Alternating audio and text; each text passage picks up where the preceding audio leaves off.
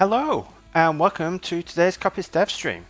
I am Martin Pilkington and I'm your host, your developer, the person that you're going to chat to today. And I am a software developer, been doing development for Apple's platforms for over 17 years now. And when I'm not doing contract work, I'm doing my own apps, building them for the Mac and creating all sorts of wonderful things. And today what we're creating is Coppice, which is my main app. It's been out for a while, and we're currently working on image linking features, trying to improve the ability to link image pages to other pages. And we've got quite a lot of this working already. Over the past several weeks, we've been building up all the capabilities to actually create hotspots on images and to be able to create links from them to other pages.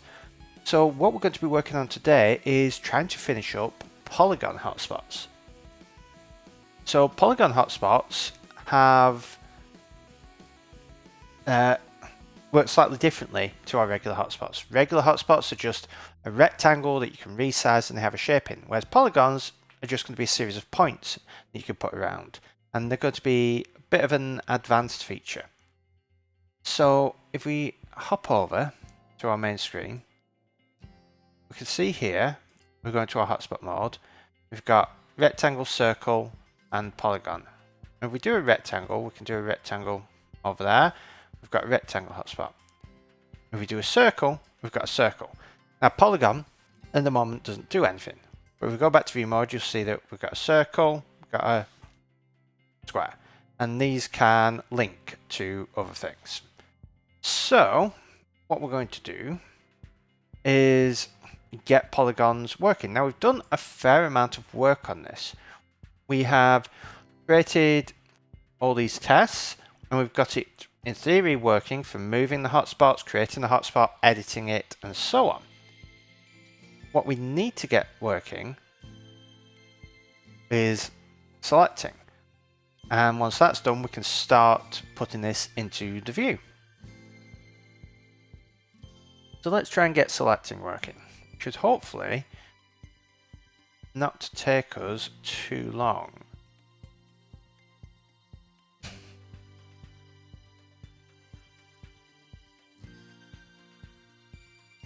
So what we want to do is bring up our rectangle hotspot so that we can reference what we've done before.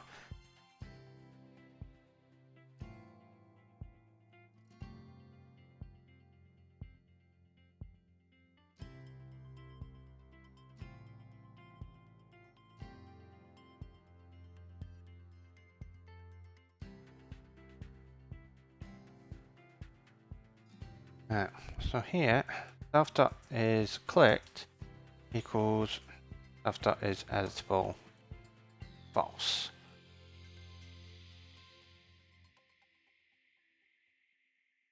And once self dot is clicked equals self dot hotspot path dot contains point and self dot is editable equals false.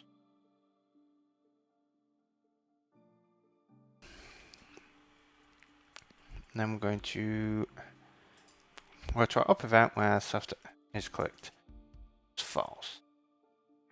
Now the actual selection happens here.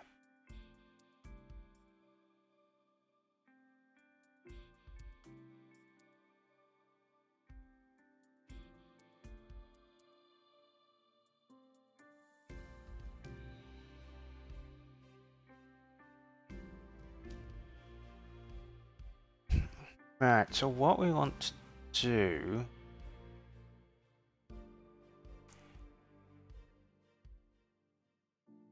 don't complete creation now, because you complete creation either by clicking on the original point or double clicking.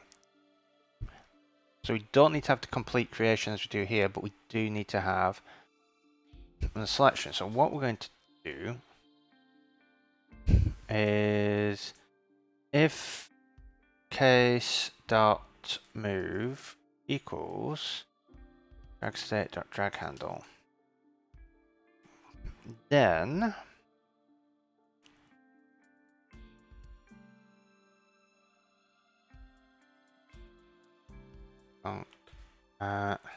select hotspot.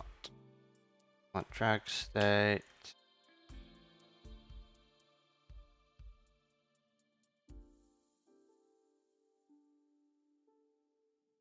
We don't need the actual index because that's for the handle.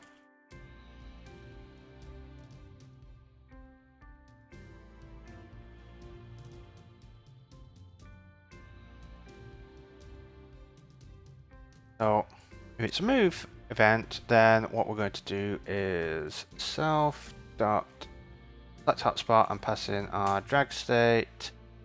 Yeah, CG float out event modifiers.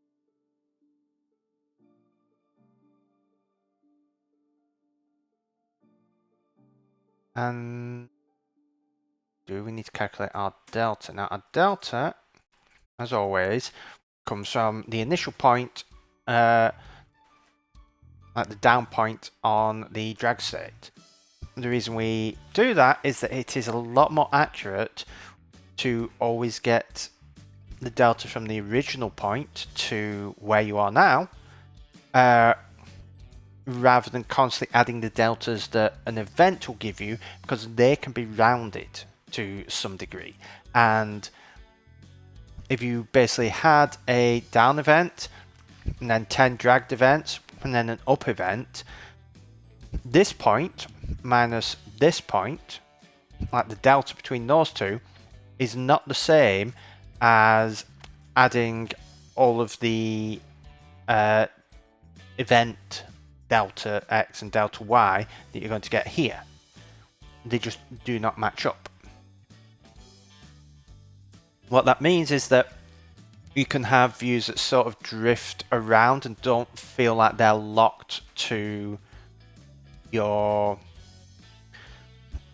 They're not locked to your mouse cursor. So I'm going to pass our delta in, I'm going to pass our modifiers in, and then in select, we want to guard that delta equals 0. Because if it's not 0, you've probably moved it and you don't want to select it. Then we could just copy paste a lot of this. Yeah, that could effectively just be the same, in theory.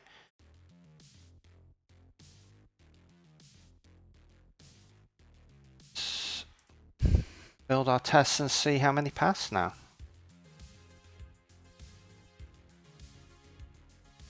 Got a build error. What have we got wrong?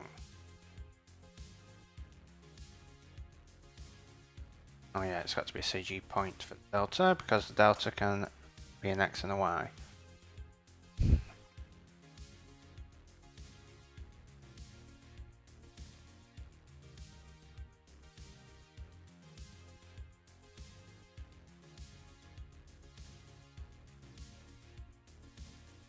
Okay, we've just got one left. Working with no shift modifier tells the layer to engine to deselect the hotspots, and that is probably because hotspot dot layout engine needs to equal the mock layout engine.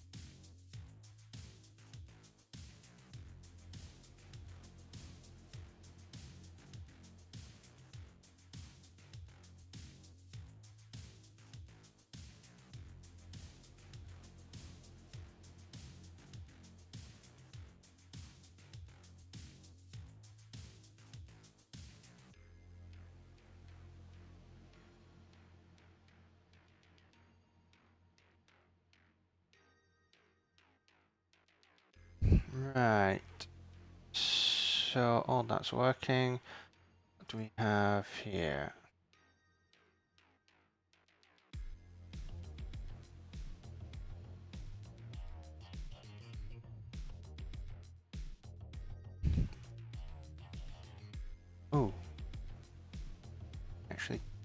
with closest hots vector change. So this wants to be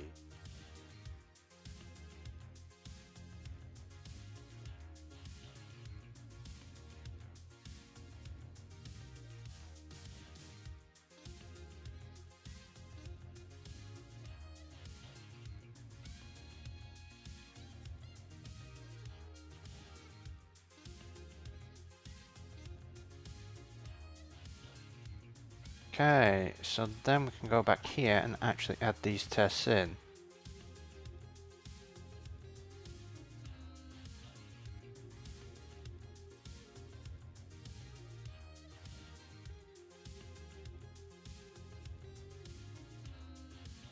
And these should all assert true because the points should have changed the point.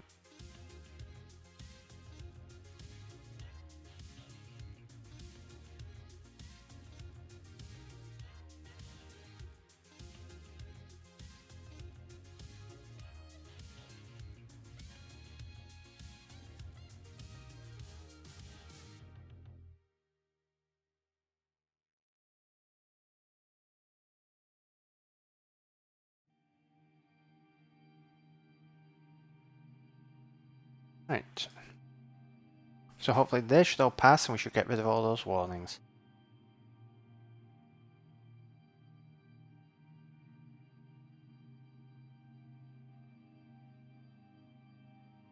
And they fail. Why do they fail? Because that one should be false because it hasn't actually changed anything, it's just complete. And same there.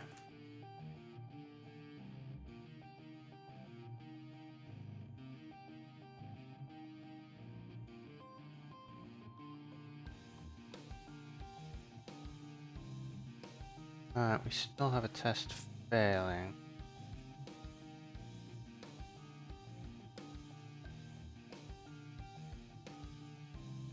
Is that true? Fail.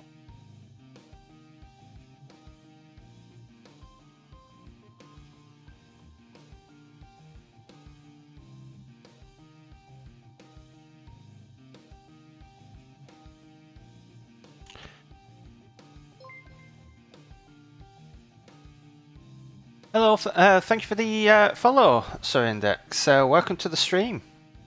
Hope you're doing well today.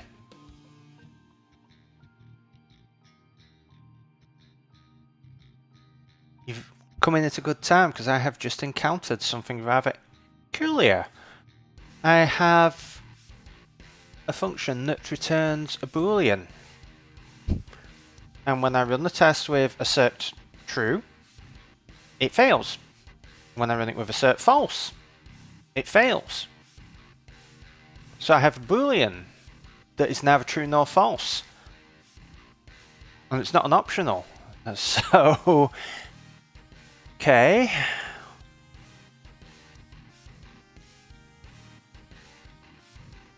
How do you manage to... I mean, it should be false. Unless it just didn't run, it should be false.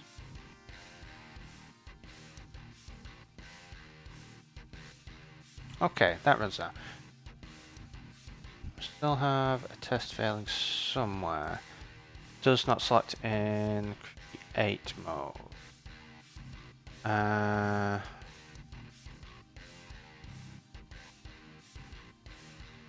That's equals 0.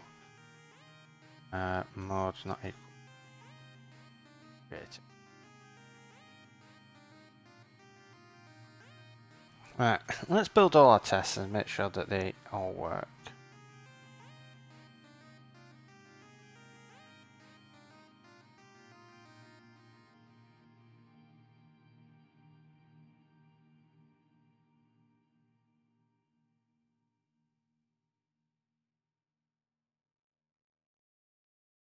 Our test run and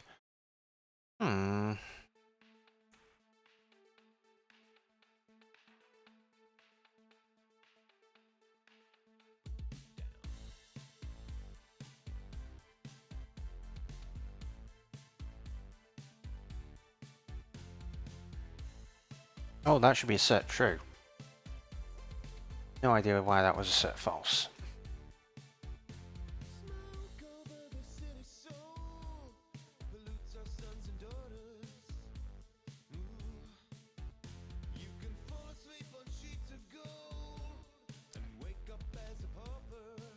Okay, and what else was failing?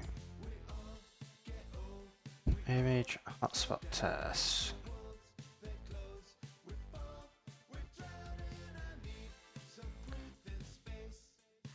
Okay. Oh yes, because we can't store URL. These need to be strings.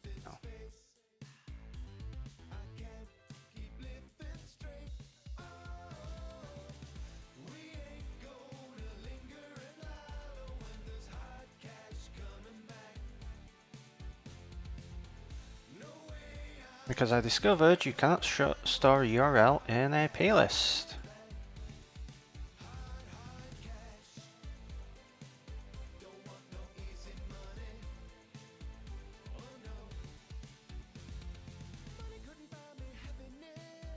Let me save that.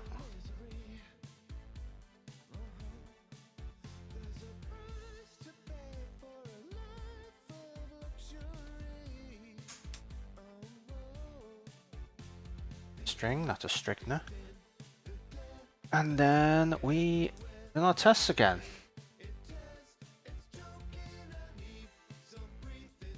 And of course we get a compiler error. Get rid of that.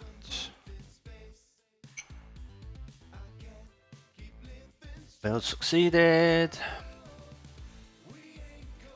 And the test should run. And they do. Right, so we've got 4 warnings, which I believe are all test warnings.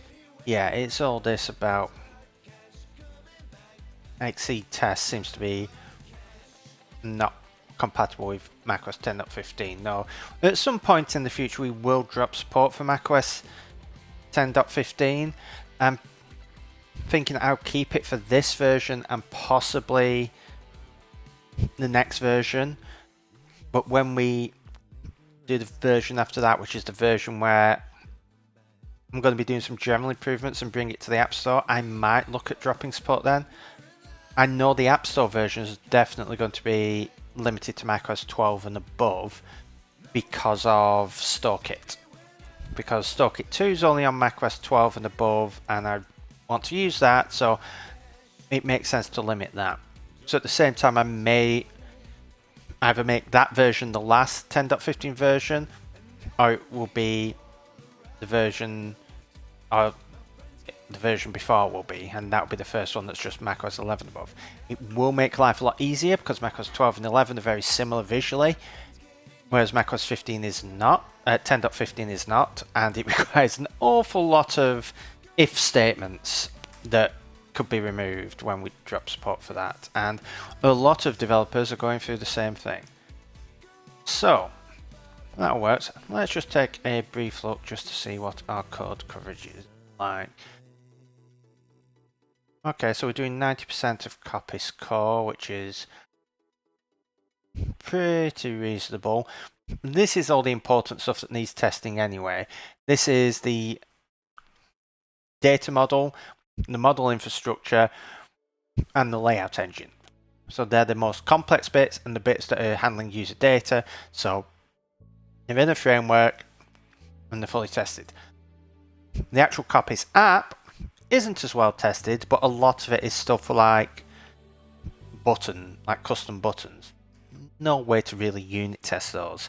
But at some point I will do some UI tests. I do have a few for like the tour and the what's new window and the welcome window, but I want to expand it much further. So we may play around with that towards the end of this version when we get into testing, because they can be quite fun. So we have our hotspots in theory working, at least in the theory of the test. So let's put that theory to the test and actually get this into our code.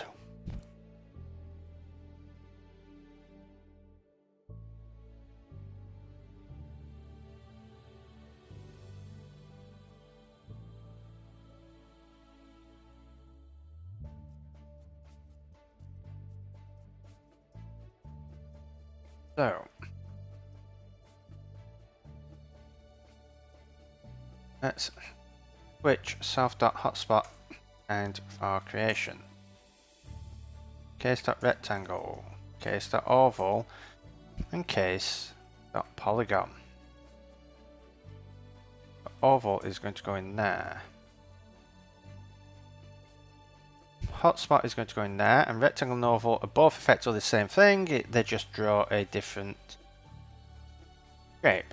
Whereas polygon, need our image editor polygon hotspot.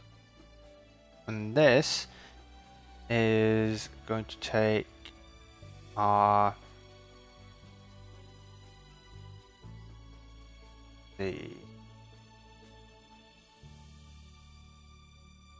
going to want our points, which is going to be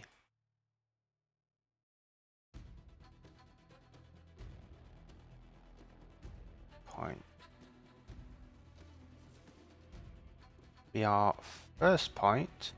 Our size is going to be self.image set.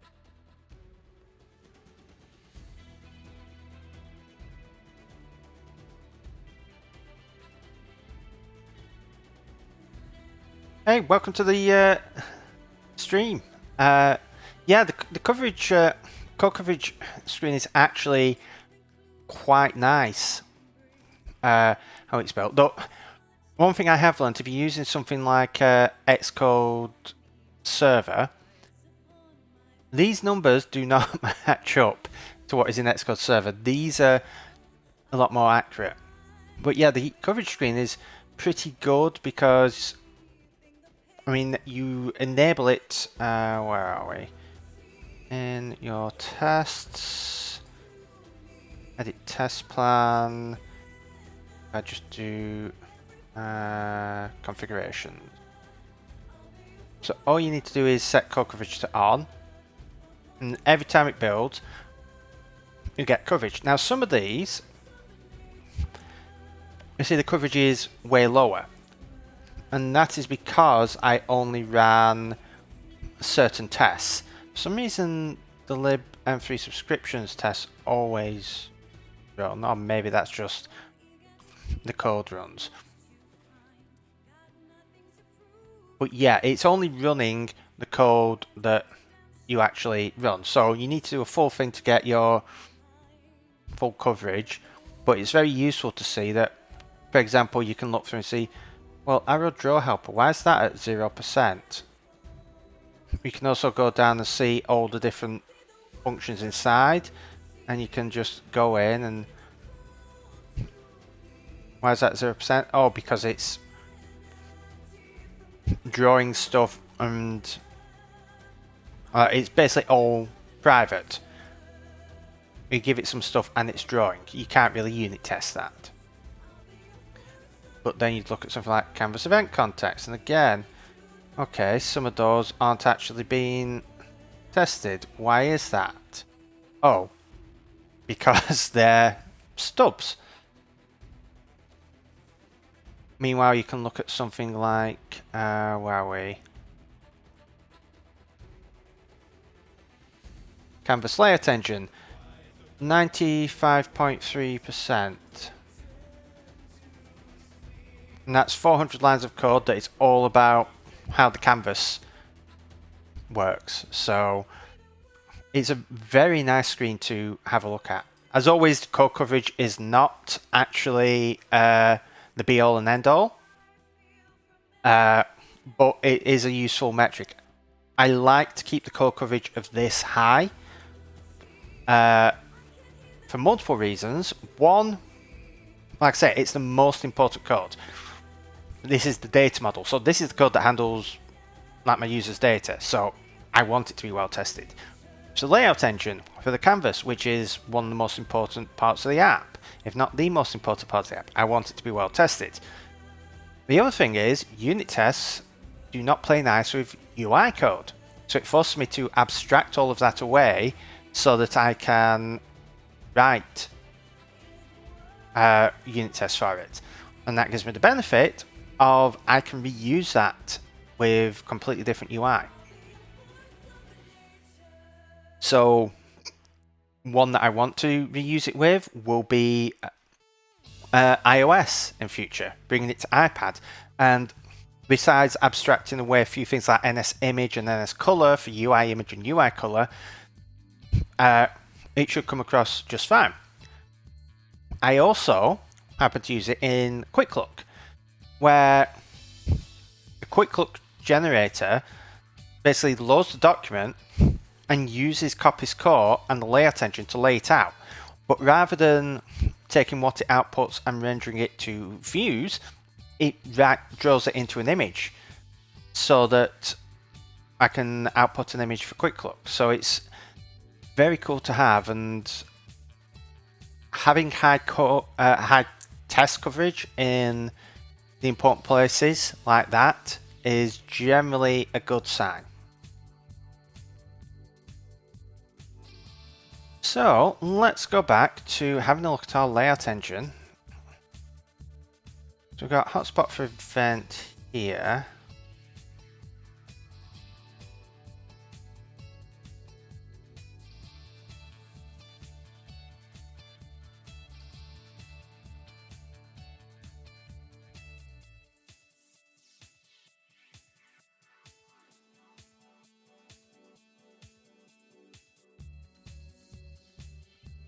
Now the problem with this is, when you are doing a rectangle hotspot, you click and you drag. So you click, you drag, and you up and you finish. For the polygon, you're going to click, click, click. So this doesn't actually work. So what we need up here is we need to see, is there an existing hotspot? So hotspot for point, phone, current, current hotspot, hotspot being created.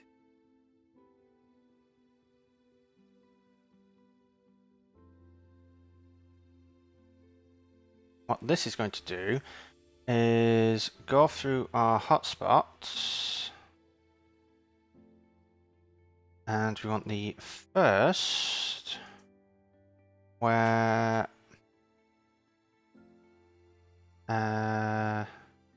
what was it? It is an image editor polygon hotspot, and the mode creating. Or actually, we could just go through and get the first one where the mode is creating, because there should only ever be one, in theory. So we just return the one there, and if let being created equals after hotspot being created, hotspot for event equals hotspot being created, else this.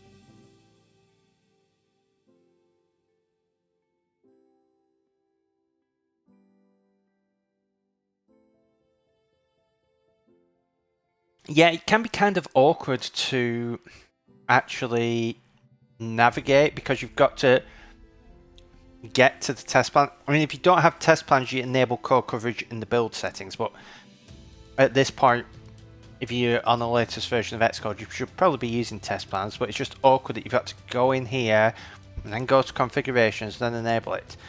Actually finding them here isn't too bad. It makes sense to have them there, but again, it is a bit awkward to get to. I think you can, if testing succeeds,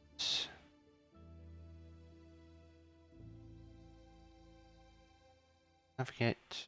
Now you can't bring up the code coverage, I don't believe.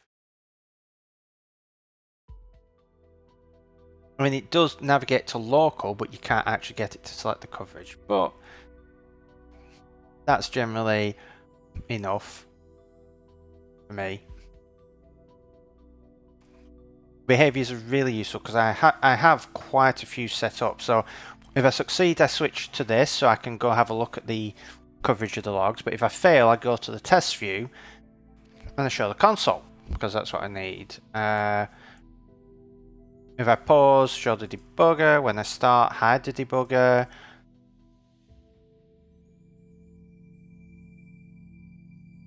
The build succeeds or fails, or generates new issues. So lots of use things, and then I created my own things here that I don't actually use too much anymore. Well, this one I do, but the others I don't. But yeah, so hopefully when we build and run, we should be able to create a polygon hotspot.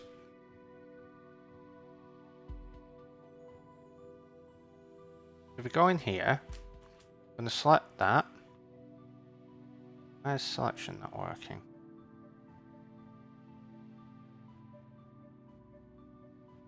Okay, so let's select that. That's worked. That's worked. So this is the test.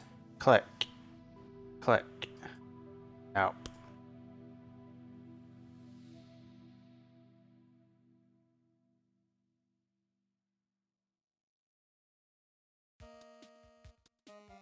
Oh no, that may be working.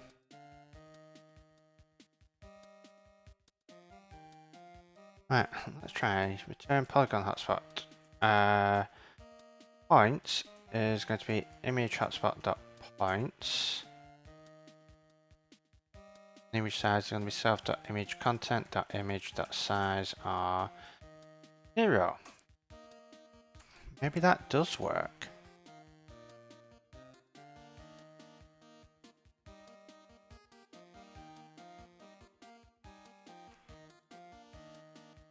To get that working. The other thing with code coverage is you get stuff here that actually shows you what the coverage is. And if you ever want to hide that, you can go up to here and turn code coverage off.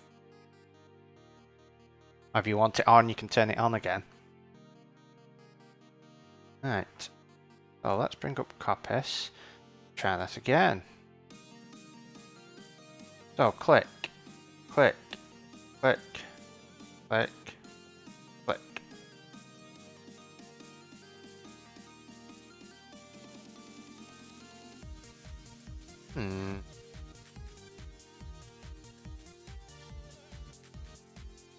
So we've got click there.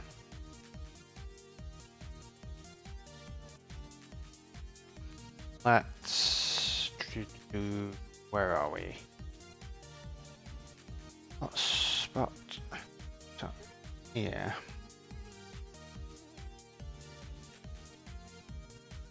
Click there. Hotspot.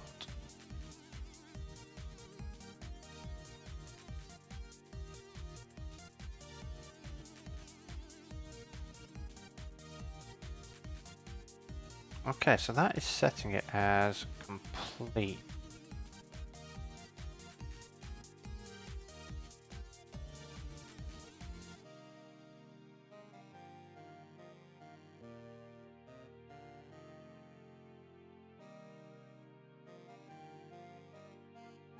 Why is it complete?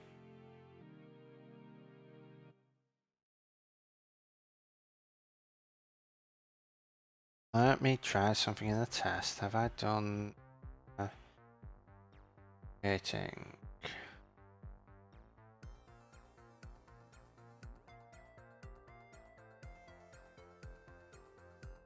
One thing I'm not testing.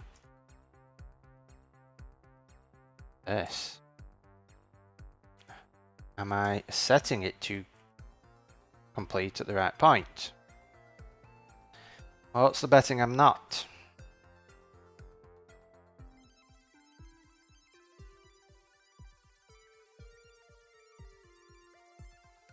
Oh, I am. Okay.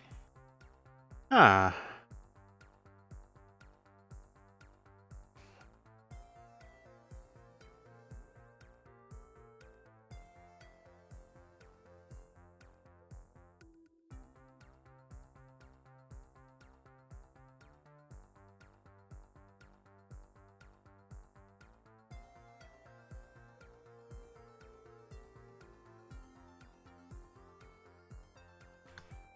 Oh. Let's get rid of that.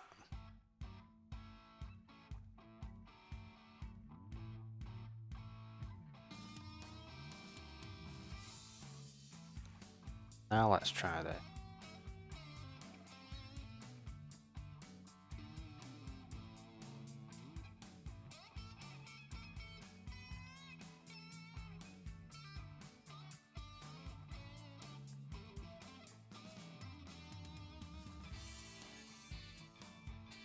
Oh, I click there.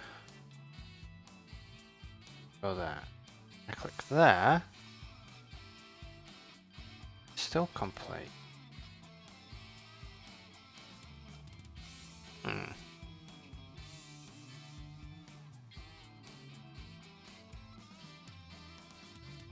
So the only thing that should be set in its complete is the hotspot itself.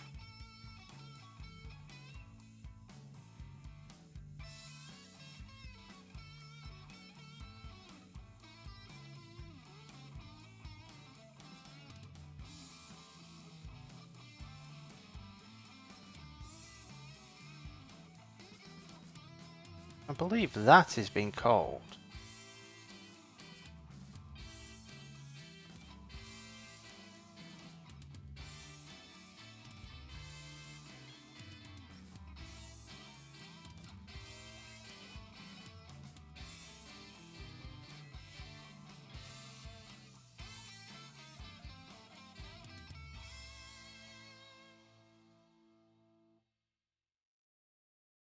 Oh! Turns out it's helpful if you have a mode for creating, that you set that mode for creating.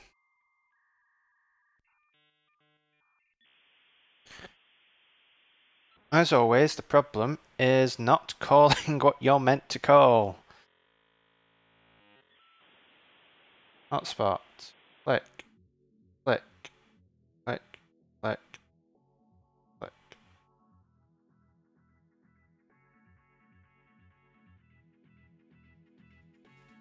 Oh. Yeah. Also helps if I select the polygon.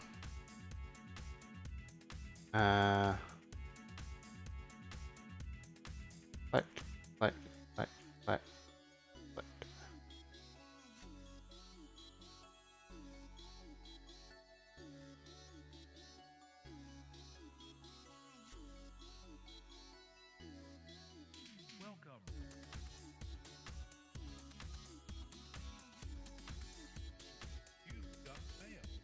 Right, so we've added our first item.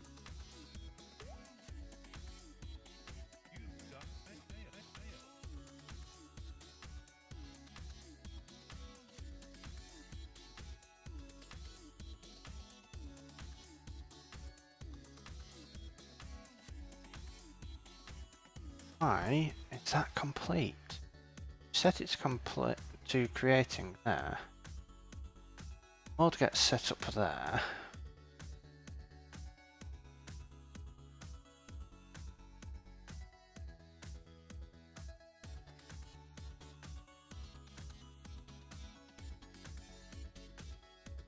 And this is the only place that actually... Aha, yes, so it is. So, you can complete, if you click on the first handle, we also want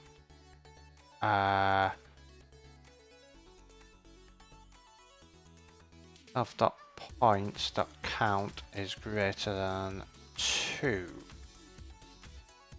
Because if you only have 2 points, can't really complete that as just a line. That is not useful at all. So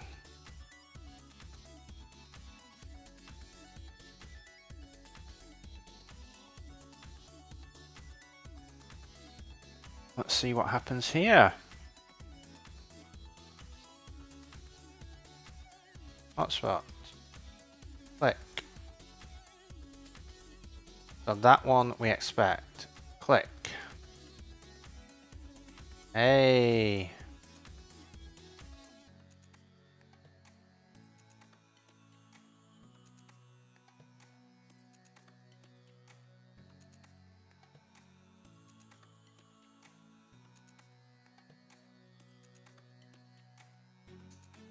Alright. So, did commit edit.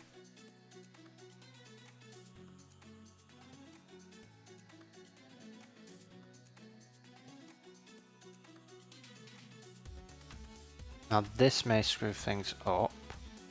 Yeah. What we want to do here is editable has changed.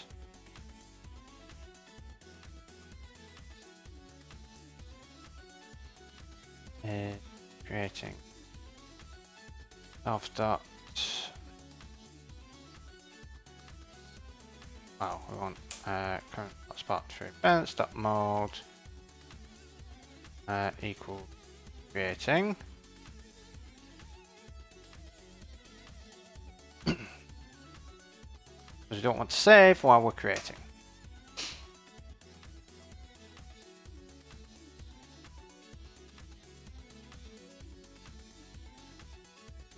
I'll try this now.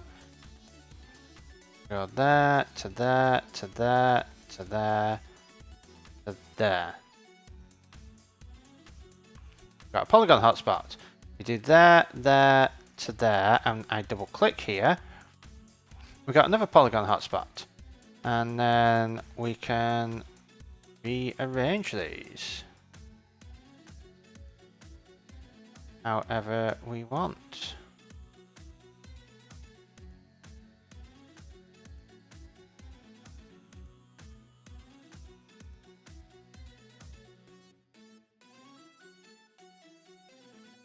And then I can link that to, let's say, font inspector. And then when we go here, okay, so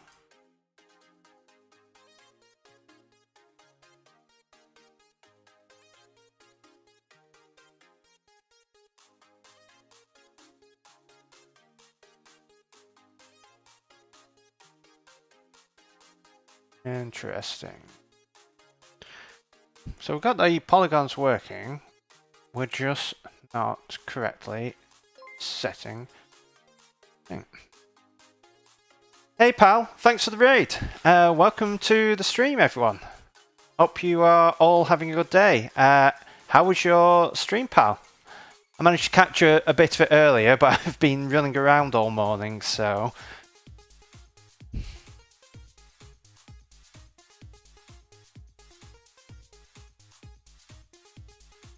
Welcome everyone. For those of you who may not know me, I'm Martin Pilkington and I'm a software developer.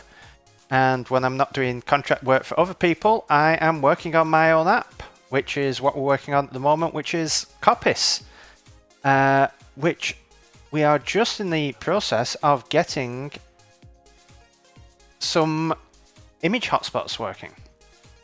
So I can show you what we've been, don't want to handle on that, what we've been working on. So we've been working on, what you can do in Coppice is create links from one page to another. And when you lay them on a canvas, those links all open up like so. But what we have is you can link from a text page to an image page, but not from an image page to another page. So what I'm doing here is you can create hotspots. So you can drag out a rectangle hotspot, and that failed for some reason. Okay, let's rebuild. This is the fun of software development. Things fail for some reason. So if I go back and try again, go in here, delete all, and then draw a rectangle. Okay, so the rectangle works, a circle works, and what we just implemented is polygons. So you can go click, click, click, click, and create them in any shape that you want. So that is what I've literally just implemented. So welcome to the stream, Wasabi Cheetah. A Linux port may happen at some point. The priority at the moment is getting the Mac version to where I want it, and then probably going to iPad. I don't really have much experience developing apps for Linux, so that is one of those things where it may be like talking to others about that at some point in the future. Most of my experience is in doing Mac stuff. Like I've been doing this for about 17 years now, so it's like I know how to do this, don't really know how to build Linux apps. And if I was going to do it, I'd want to do it properly and make it actually look and feel like it behaves well on Linux and belongs on Linux.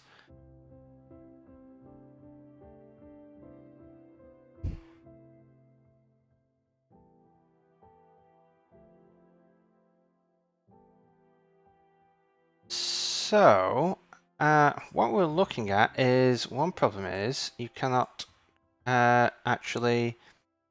Alright, so I can select those, and now I can select that.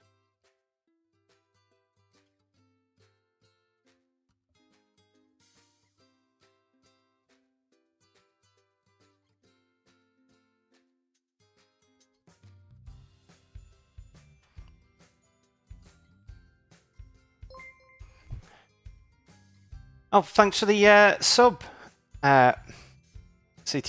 It's nice. It's always nice to see people subscribing and getting access to all the cool emotes. So sorry, yeah. The thing with a Linux port is, like I say, it's something that I may do at some point, but there's no firm commitment. It's a bit like I've had people ask for a Windows port, and there's no firm commitment. Like this year is pretty much all going to be taken up with the Mac versions. I've got 3 versions I want to get out for the Mac, and then I'm going to be hopefully during that time also getting the iPad stuff, because it's just me working on it and I'm only working part-time.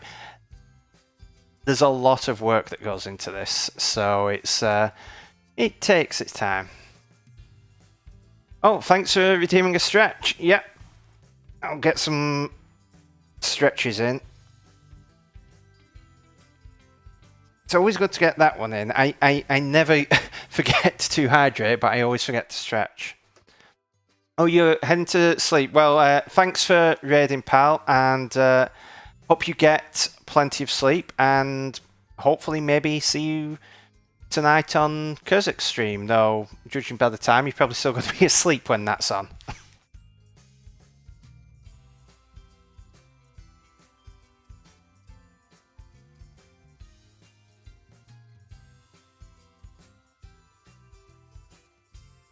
Right, let's have a look. I can select those, I can select that. Right, so some of this selection is iffy.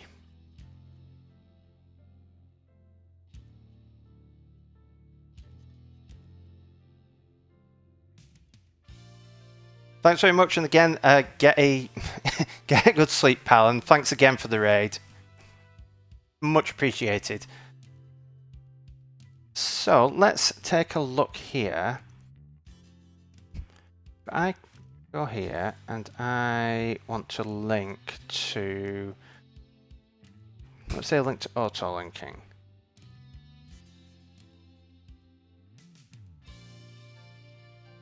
So that one does stick, but that one doesn't. So why?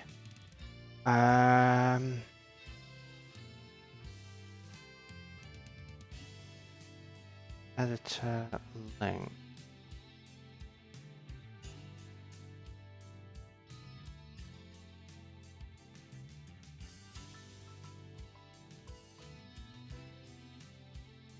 Right, update selection. Go back here. So we've got this selected, I go here, and if I type in link, click there. That should hopefully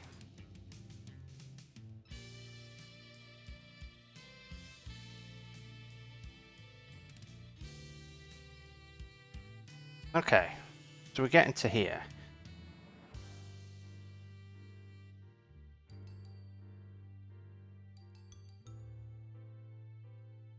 Got the hotspot collection, dot selected hotspots. 0. Interesting. Why is the hotspot collection? Image hotspot collection.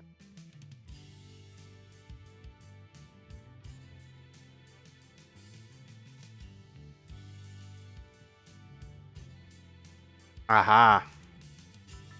URL is image hotspot.link. That is where we're going wrong, I believe. So let's have a look now. So if I go in there and I click link.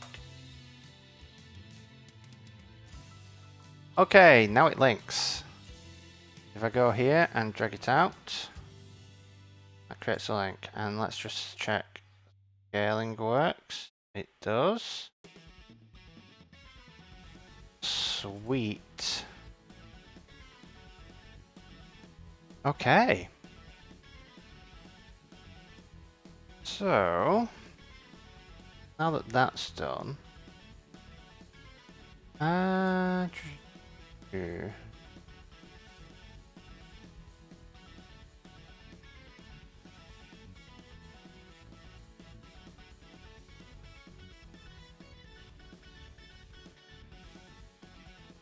oh, that's a fair point.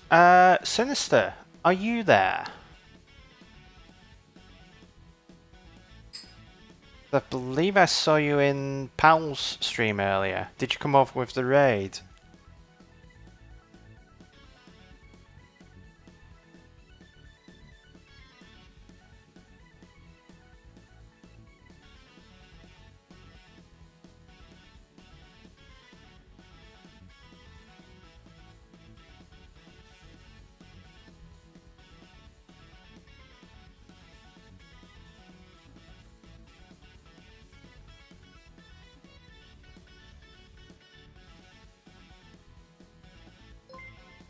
Thanks for the follow, Wasabi Cheetah.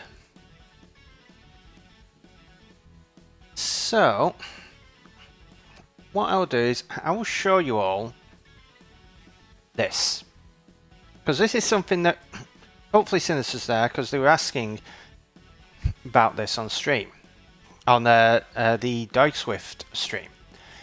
And to anyone who hasn't seen the DogSwift stream, I really recommend it. In fact, let's do, first of all, anyone who doesn't follow Pal, you should go and follow Palbro, but you should also go and follow DogSwift. So on the stream, we've been pushing Dog to use version control. So one thing that we're trying to do.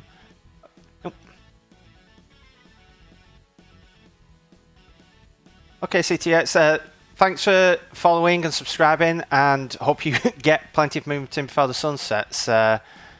It's quite sunny out here in the UK, so hopefully it's fairly sunny where you are. So what this is this is source control, and for those of you who haven't seen it, this is what a lot of programmers, but also people doing various other things, use.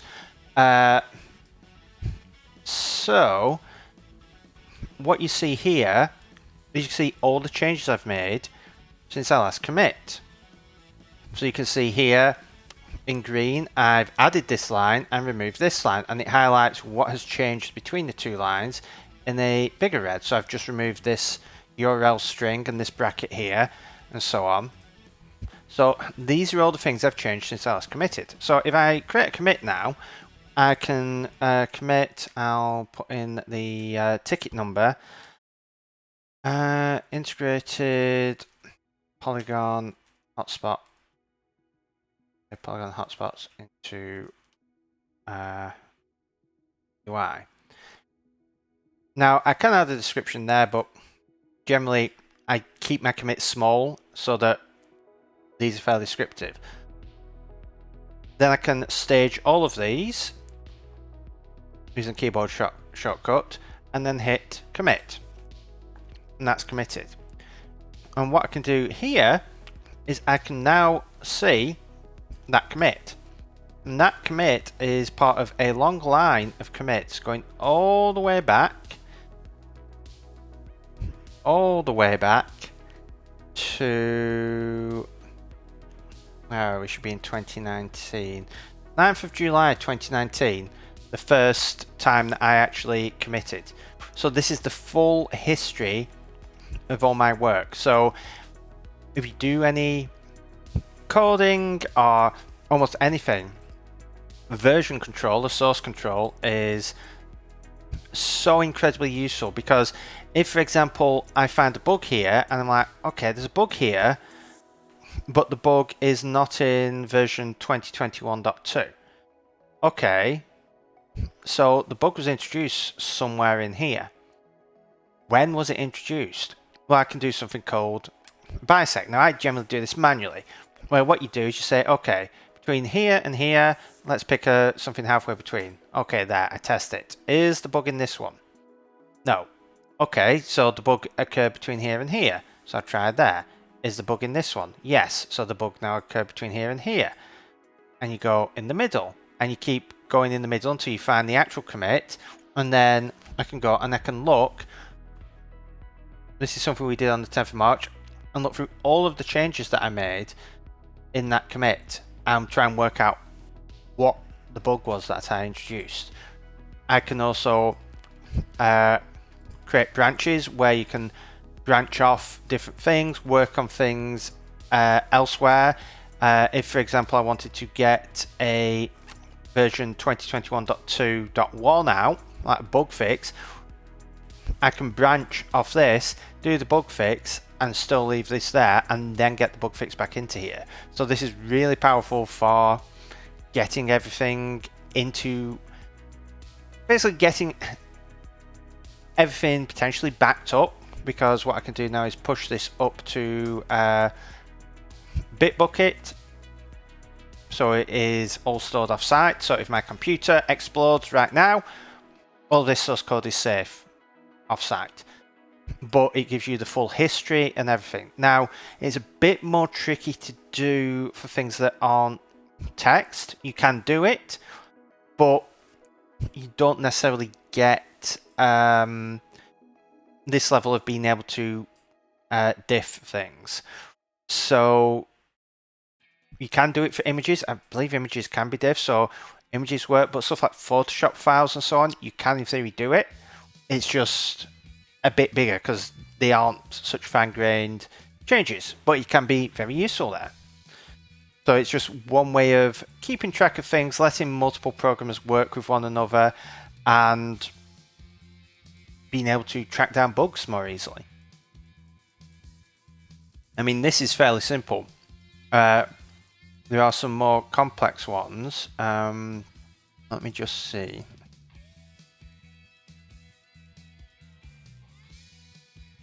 Here we go. I fetch the latest branch.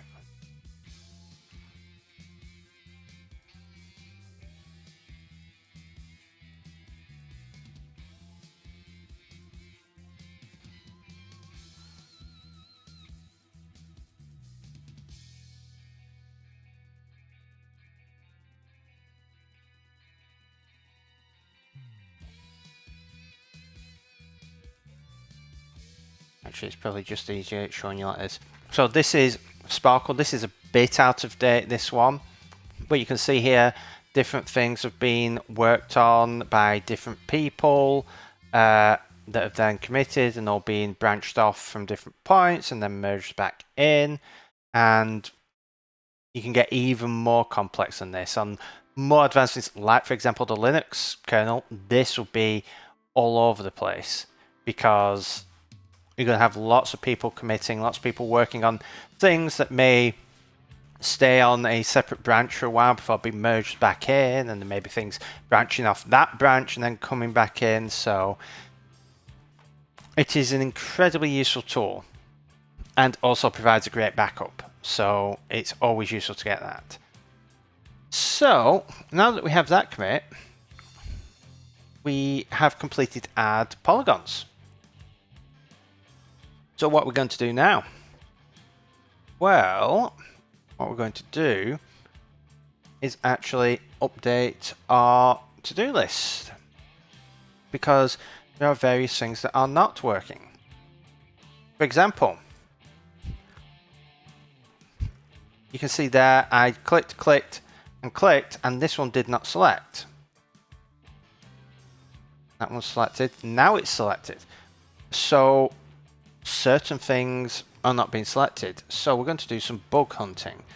So the first bug is selection in view mode.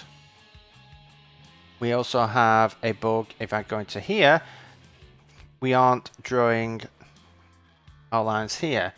So polygon editing lines.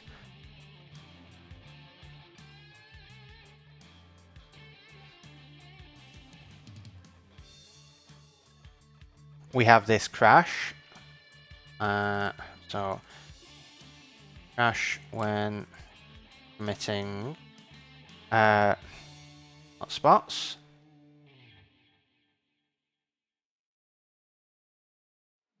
What else do we have to do?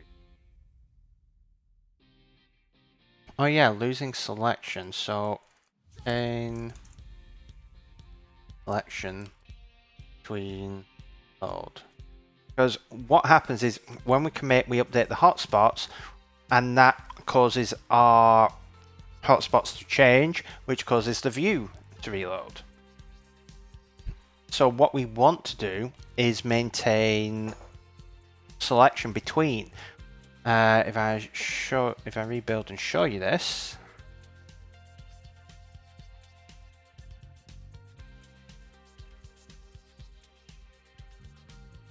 so I go here and I select and I move, you see selection has been lost.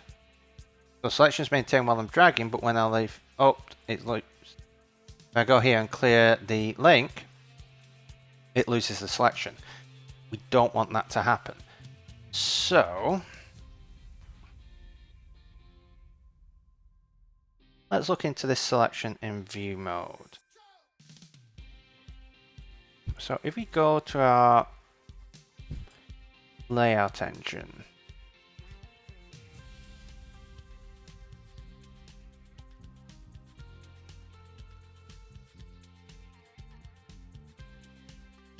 we build and run.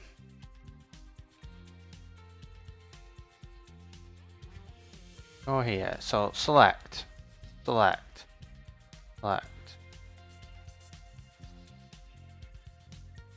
Okay, so now that is not selecting.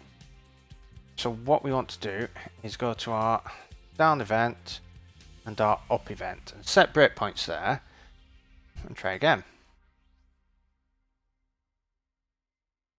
Alright, so we get our hotspot, current hotspot. Then we want to go into here and have a look at our down event. Drag state equals nil, that handle is move, which we can see down here. It's probably a bit small on the screen, on the stream. In fact, let's increase some of the font size here.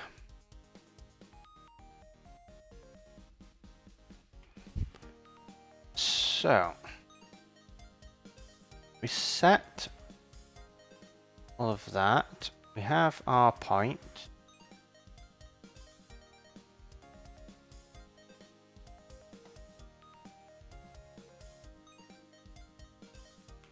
We're in a rectangle hotspot.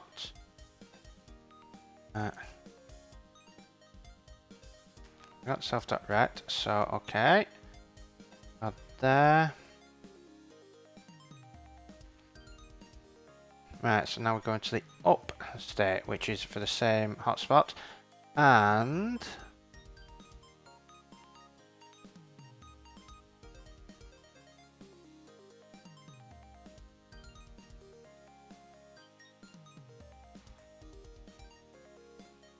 okay. So we get the delta 0. I'm going to select. Left is editable. Layout engine, deselect all. And then self.selected is true.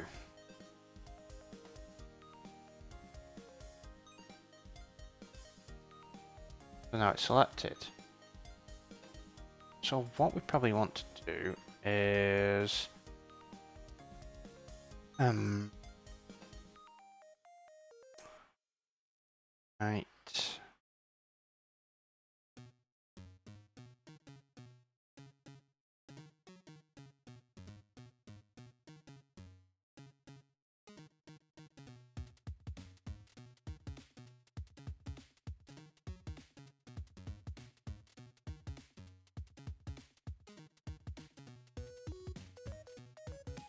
Right, so we should get to here, and we should get hotspot.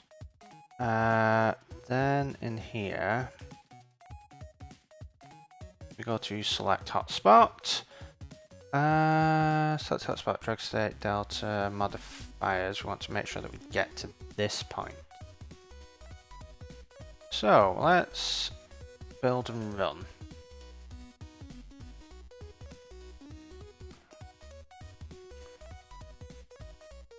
This across.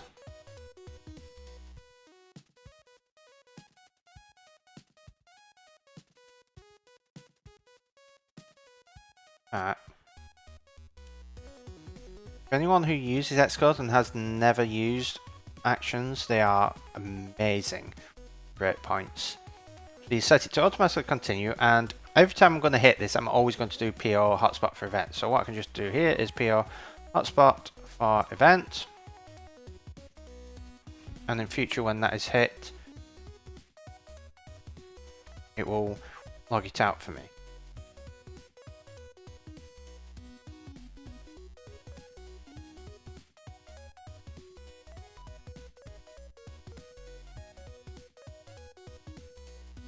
Okay. But sometimes we're not getting there. So are we exiting in there? No, we're not even getting to select hotspot.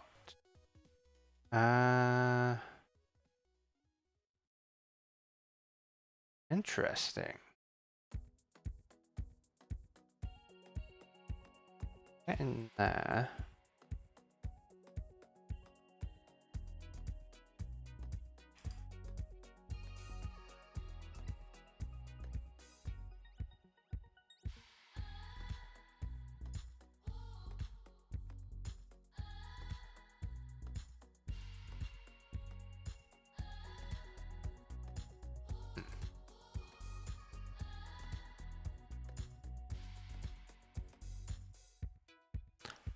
Oh.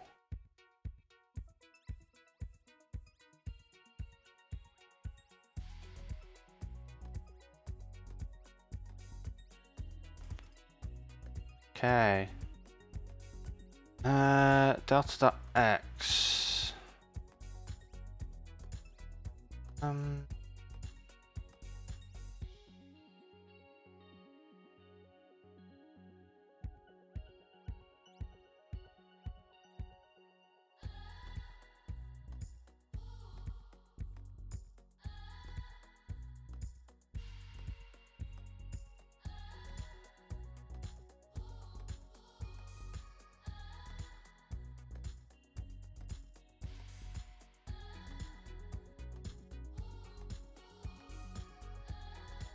So that's a floating point issue where 0 is not always 0, or if you move the mouse ever so slightly, it will change it. So if we change it,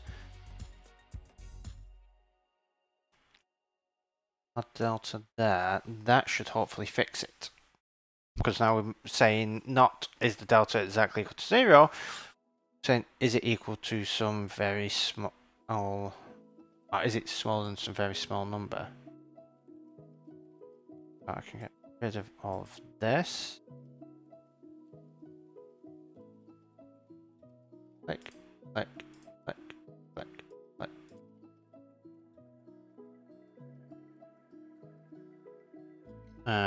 So the polygon solves the issue, but it has its own code for this. So we can do the same thing. Copy paste this over to select hotspot.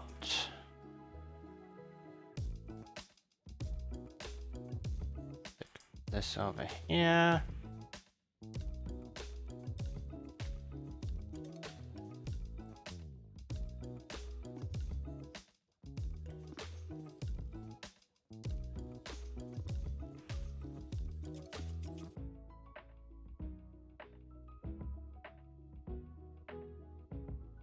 Okay.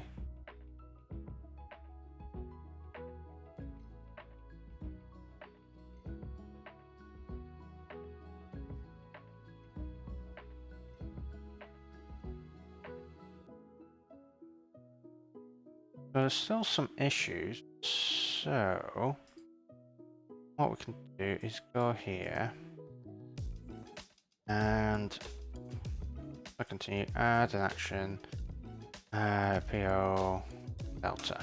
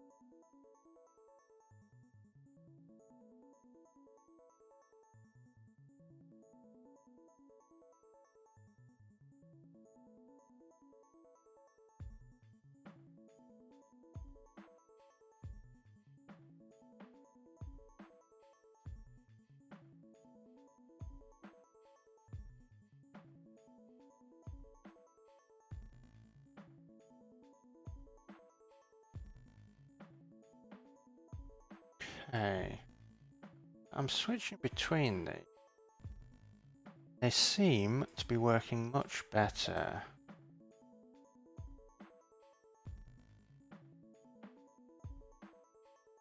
There is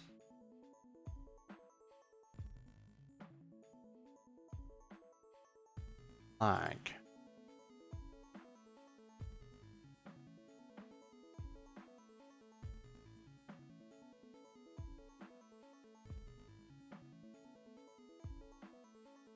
Are we retaining something?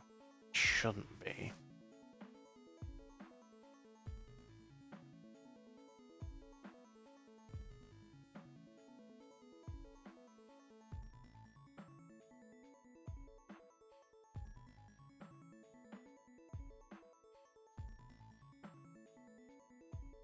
We have 28 image hotspots. That is wrong.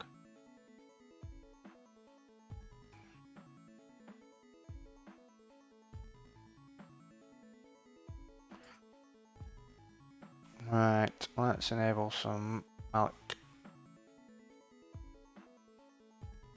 backlogging.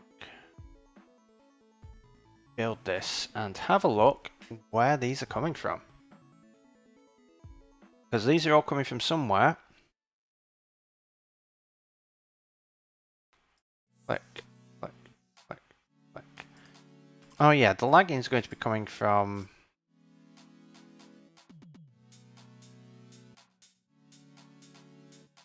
all the logging.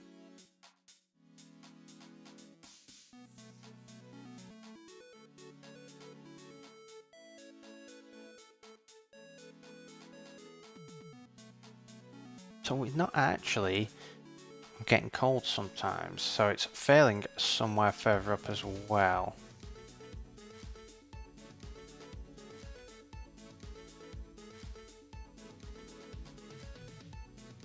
So we'll make sure we're getting cold there.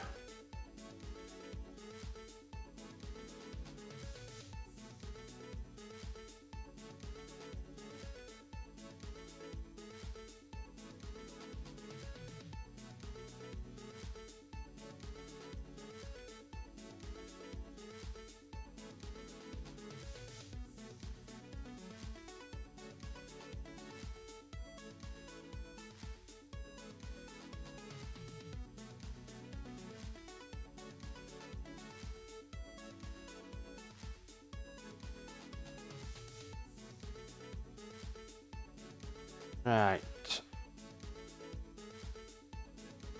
So we got those in. Now let's just take a quick look and see where all these hotspots are coming from.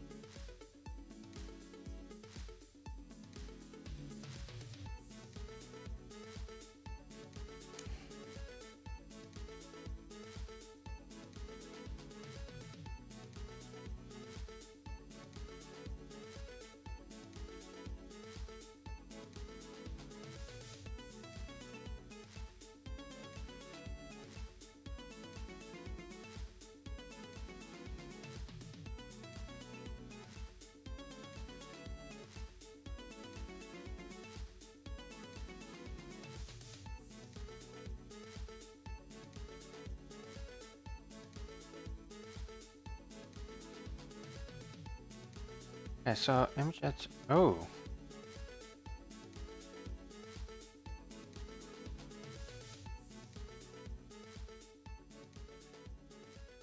Hey. We got a lot of image editor polygon.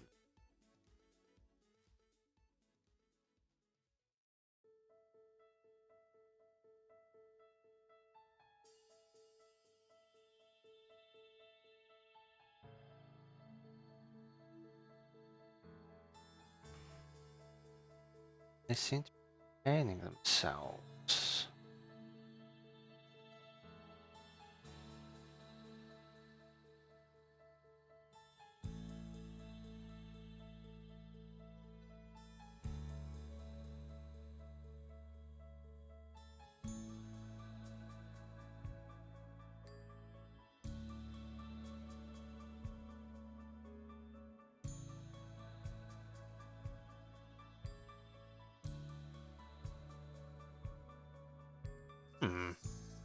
Curious.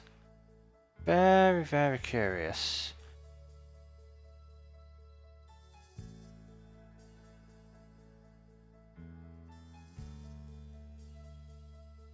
Anywhere.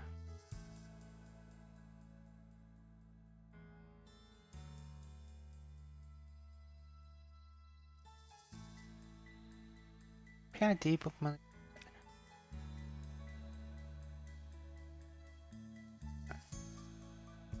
That's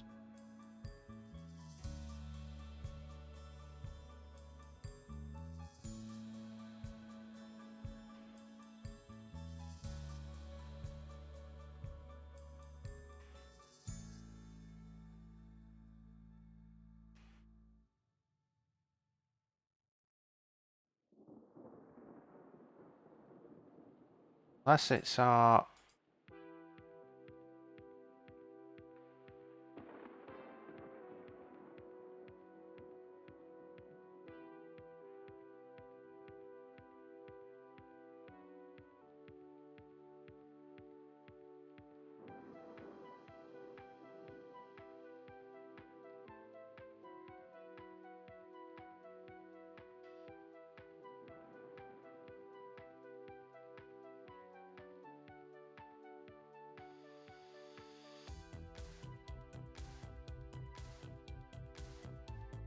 I have no idea why it is holding on to them.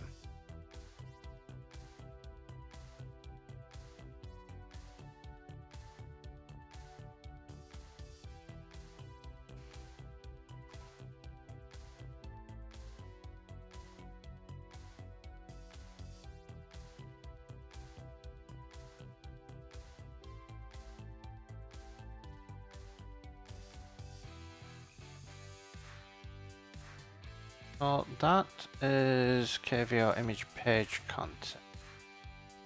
So that holds onto it through the hotspots. Page editor view model holding onto it there. Page is holding on there.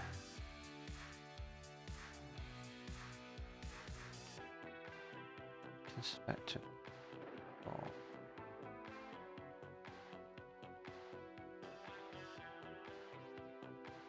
Key is to have a look where they go. Got key value observance here, which we are going to copy this and paste it in and see what on earth that is. Self.viewModel.image, which is there, which that binds to the view controller. Fair enough.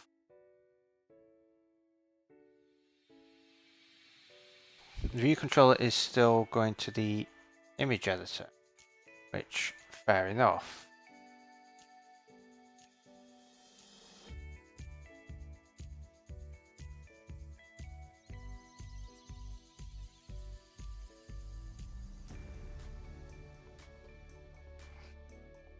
Page creates page content.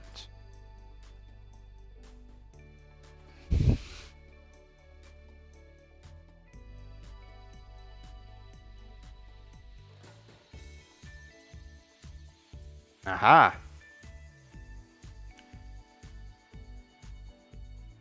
Ah, undo, redo. That is why they're sticking around. Fair enough. That's okay for them to stick around. They're not very big. I mean, the image hotspot is just a small class. So, it's fine for them to hang around. Right.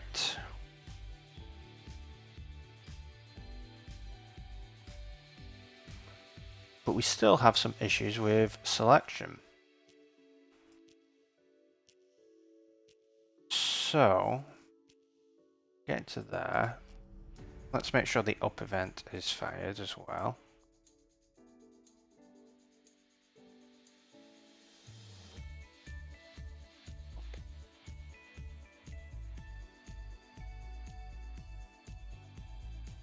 Right, so let's build and run and do some clicking and make sure that these get fired.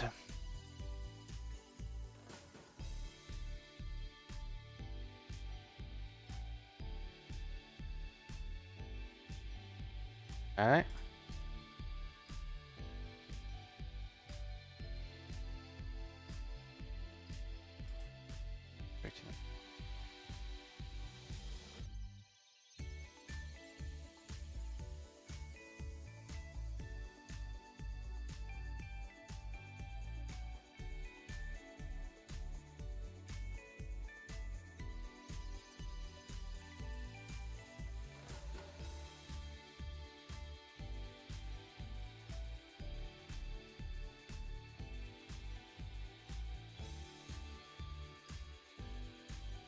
Shouldn't actually be setting these if they haven't changed.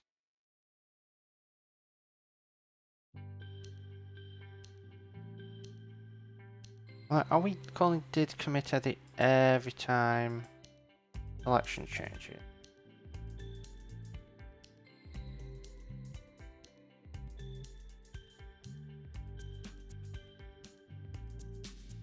No?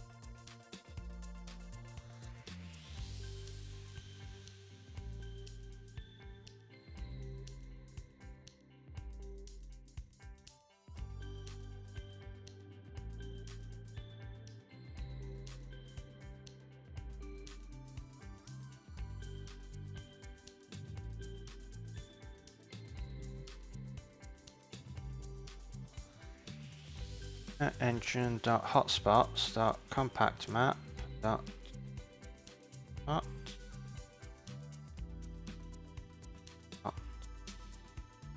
point.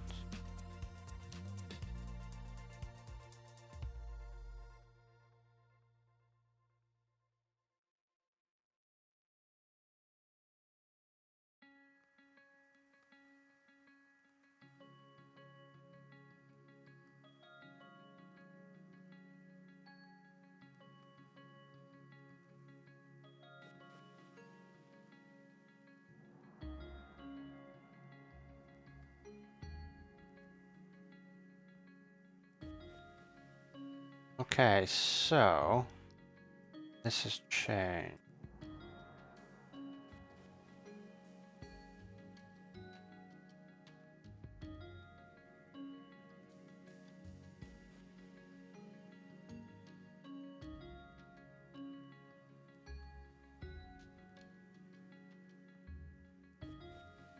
So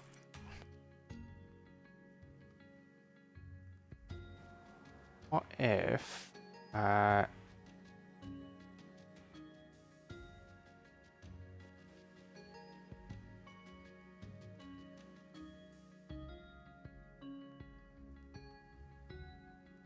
is less than 0.5?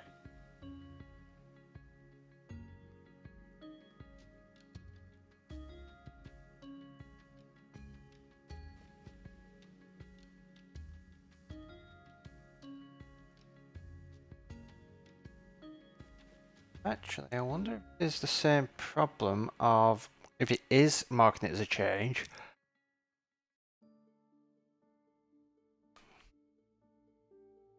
We're not maintaining the selection state. Like if it does move a little bit, it could be that. So that could be worth looking into. So let's commit change that we've got now.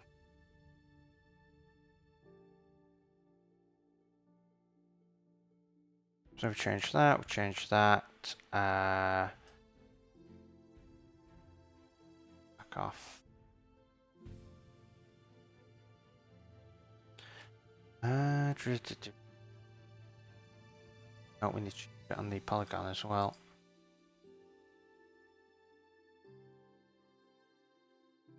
Point 0.5, not 0.5.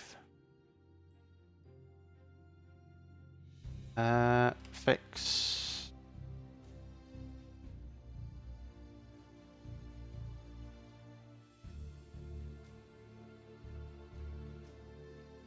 Fix selection.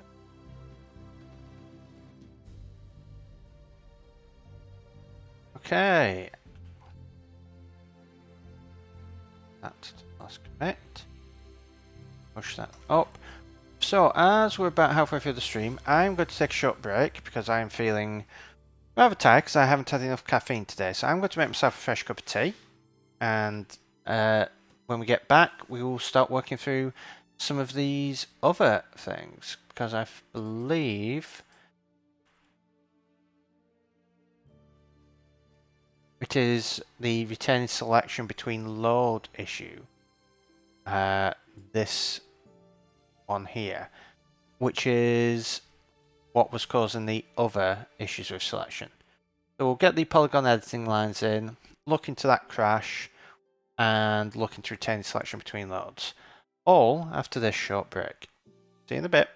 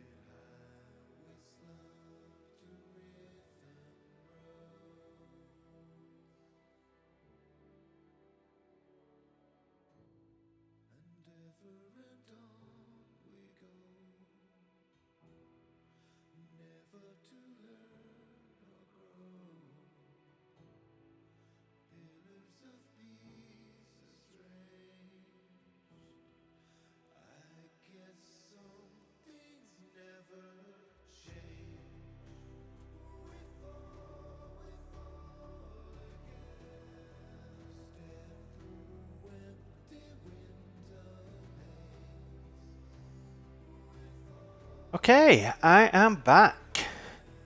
So, let us continue where we left off, which is doing some hunting for bugs.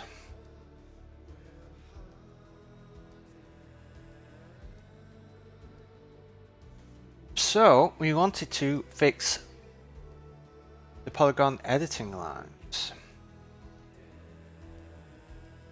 So, if we bring up our polygon hotspot, our rectangle hotspot,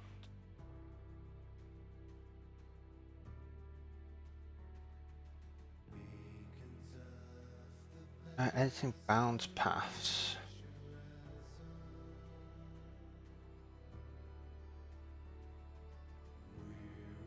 Just an empty array at the moment. So what we need to do here is between each point we want to draw a path. So we want our first one to be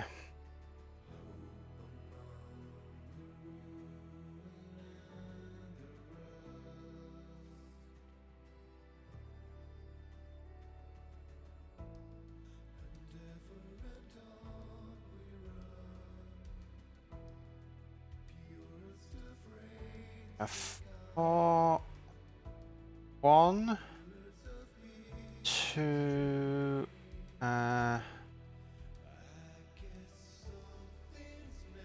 self.points.count.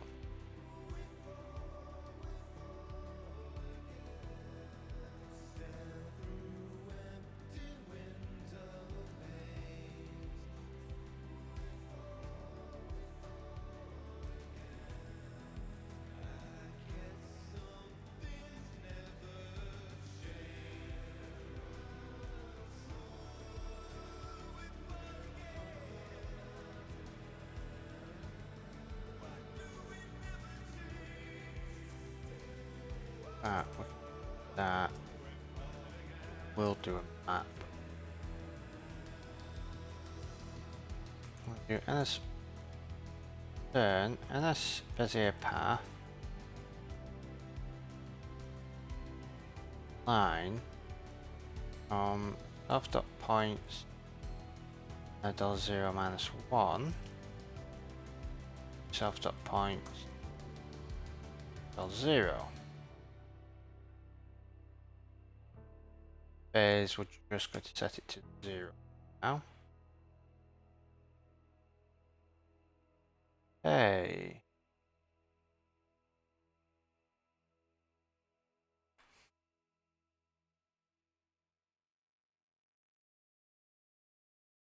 Now we need to add a path.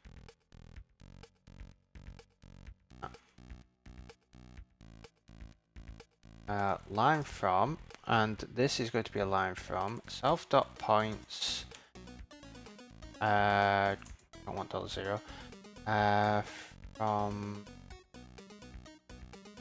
self.points.count minus 1 to self.points 0.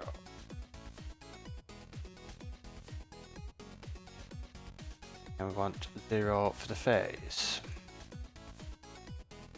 Turn paths, hopefully compile for us.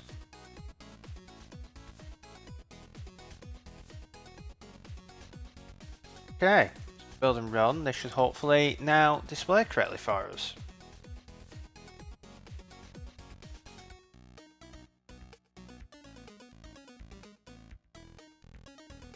Okay, what it is doing there .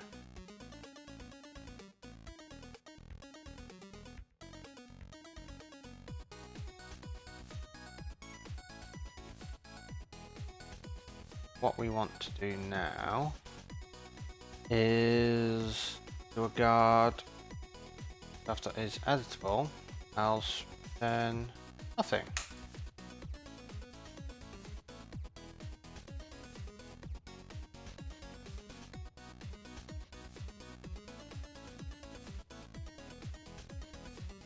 Here, up here.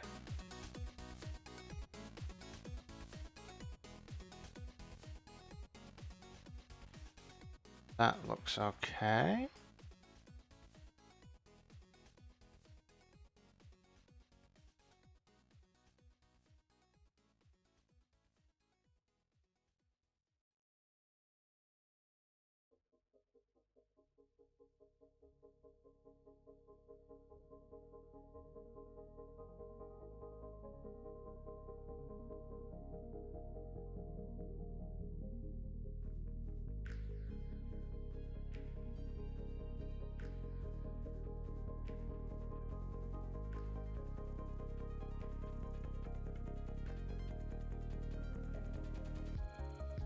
Okay, well that works. So, like that.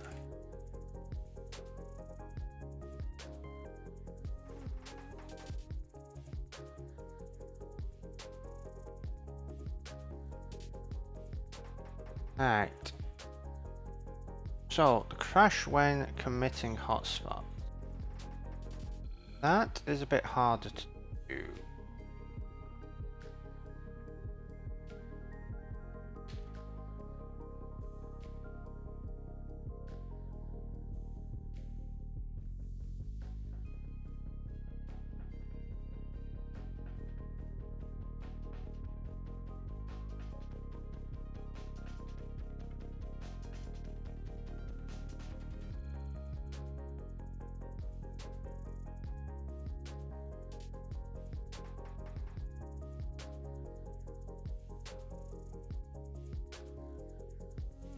Bad access generally means you're accessing a dangling pointer. So what we're going to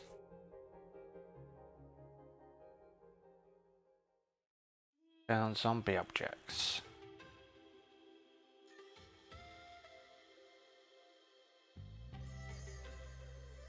What this does is when an object is deallocated or thrown away, it isn't actually deallocated and thrown away. It is kept around, it's just turned into a zombie. So when something calls it,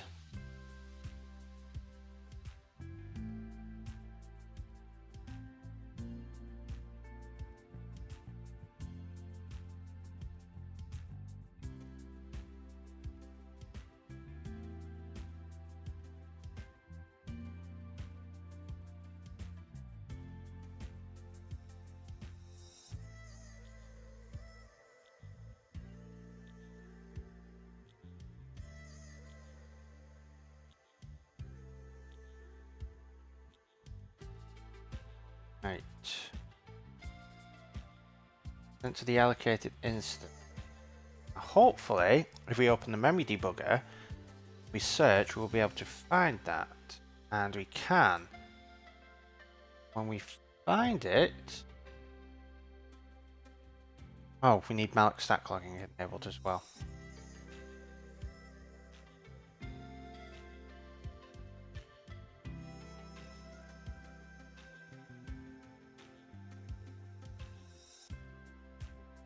Let's do this. I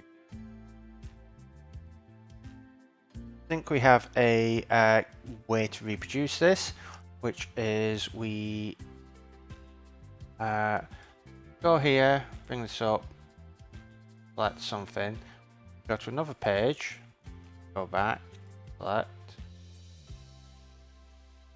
Oh, there, we've made a change. So now we go into here.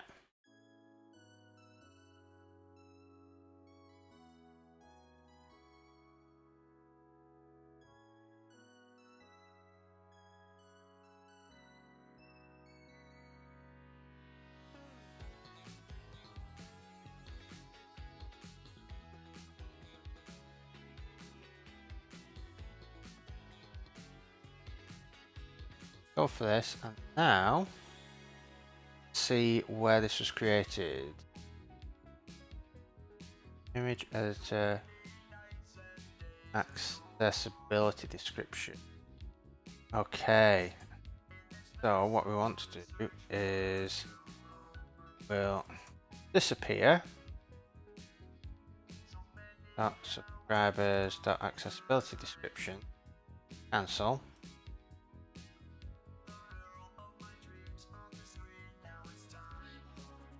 I'm going to do the same for the image.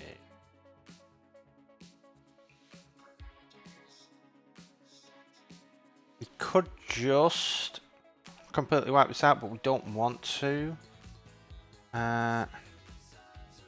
Because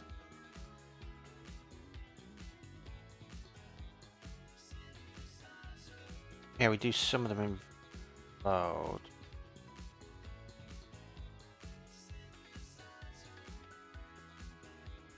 We'll do just to be on the safe side.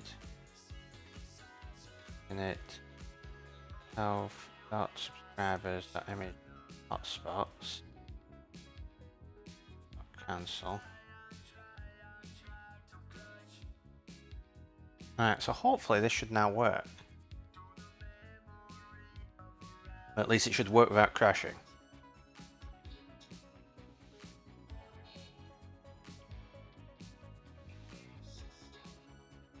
Go in here. This.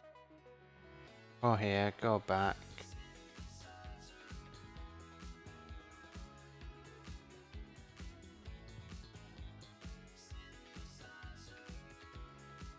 There we go. Always be sure to clean up after yourself.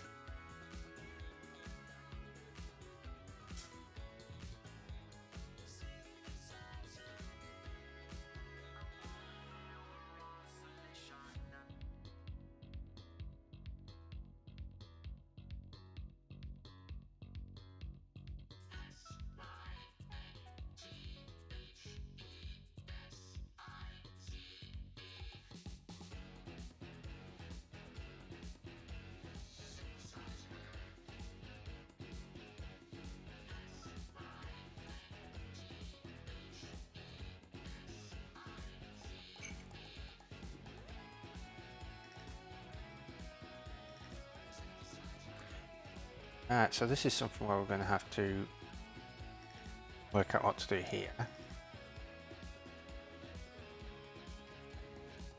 think what could be useful is if you hover over this and there's the hotspot behind it, we could fade it out. Like if you hold your mouse over there for like a second or two, we could fade it out. So that's something to do, but we've fixed the crash.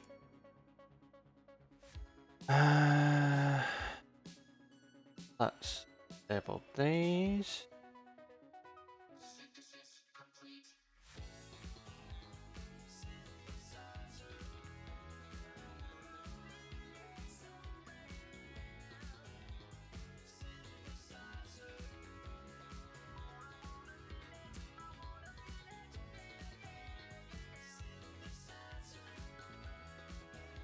Right. So our next thing is retaining selection between loads, and what we'll do is also add selecting hotspot.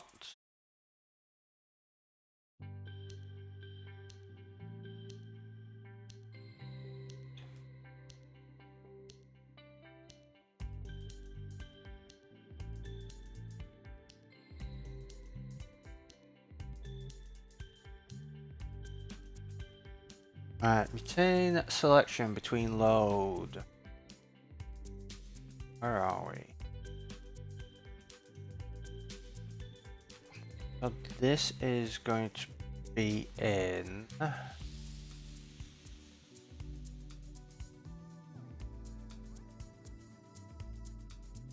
hotspot collection.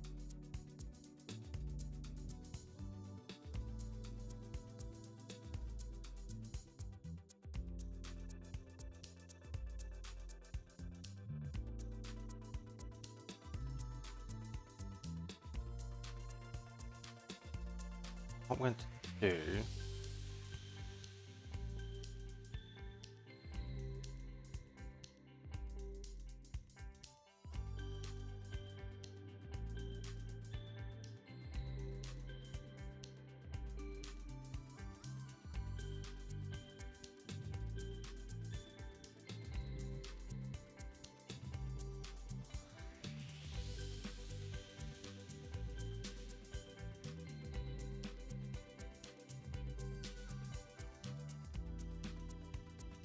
Now this is not efficient code, because basically for each one of these we're going to be looping through this.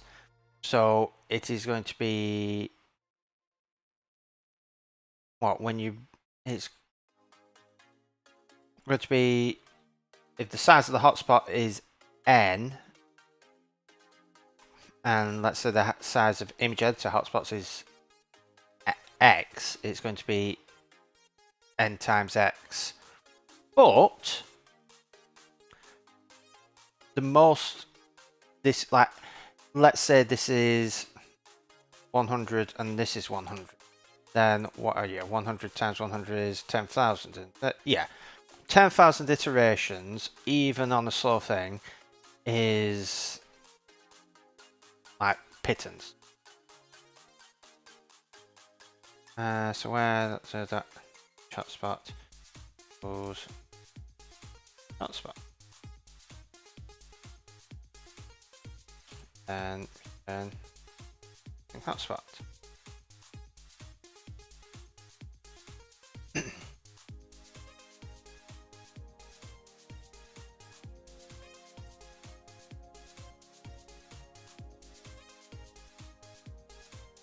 So now if I go to here, let's say I select this one, I link it to there,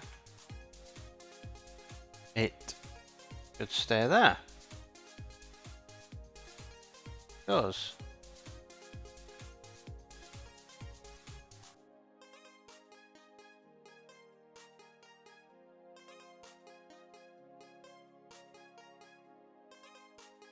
Yep, so that's all working. Sweet. So that was quick.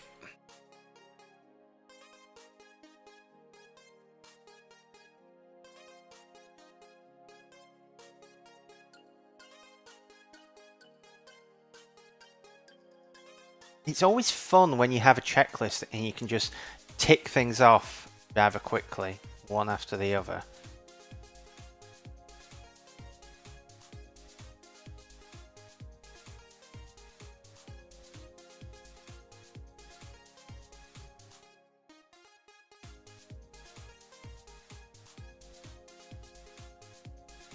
So let's have a look. Image editor, polygon hotspot.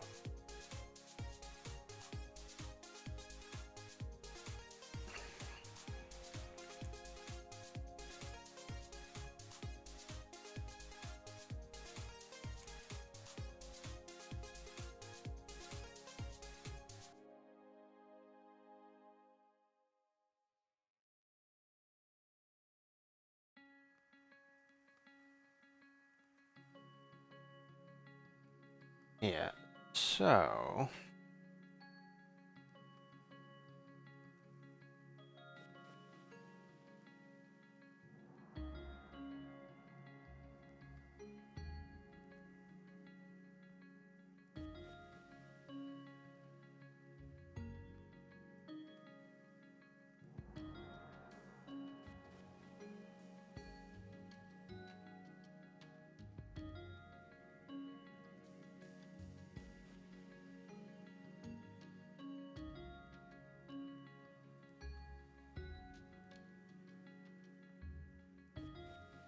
what I'm going to do, let's draw blur.blue bounds.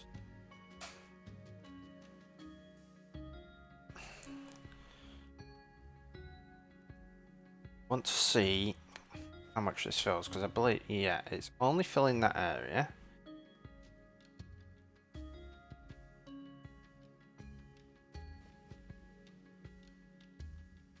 which is the full area on there.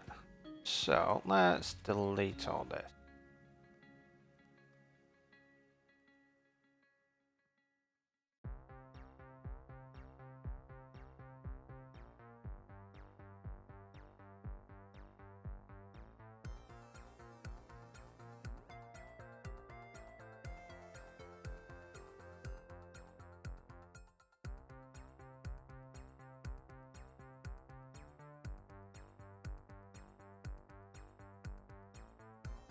Right, so that's view mode view. Probably don't want view mode view. That view mode view does nothing. So we'll leave that there for now. But what we want is image editor hotspot mode. And what we're going to do is this is going to hold the reference to this, and it's going to track all mouse movement. And it's going to mainly the layout, but essentially when the mouse moves over here, if the mouse is above both this and the hotspot view, and the mouse doesn't move, then it's going to fade out the segmented control, and it's going to pass events to the hotspot view.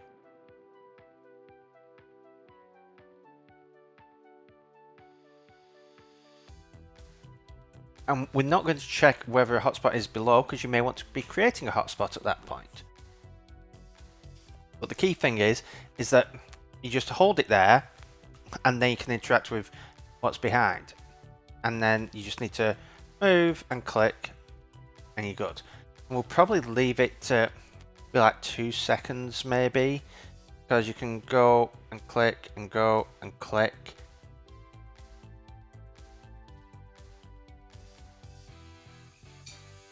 Yeah.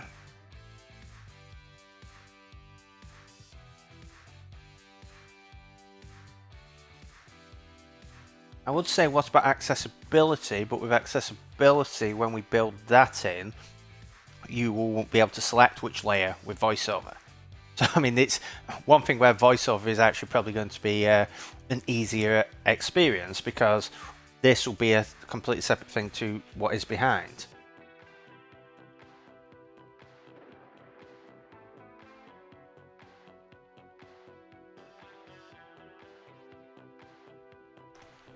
So what we need here is our class, which is our image editor hotspot mode view, which is an NS view.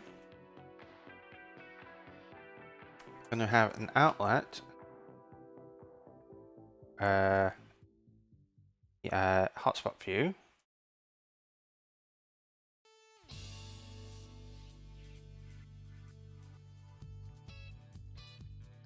outlet, the entered control.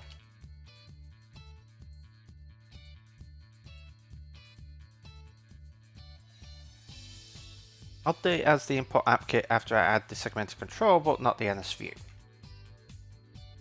as Xcode. Alright.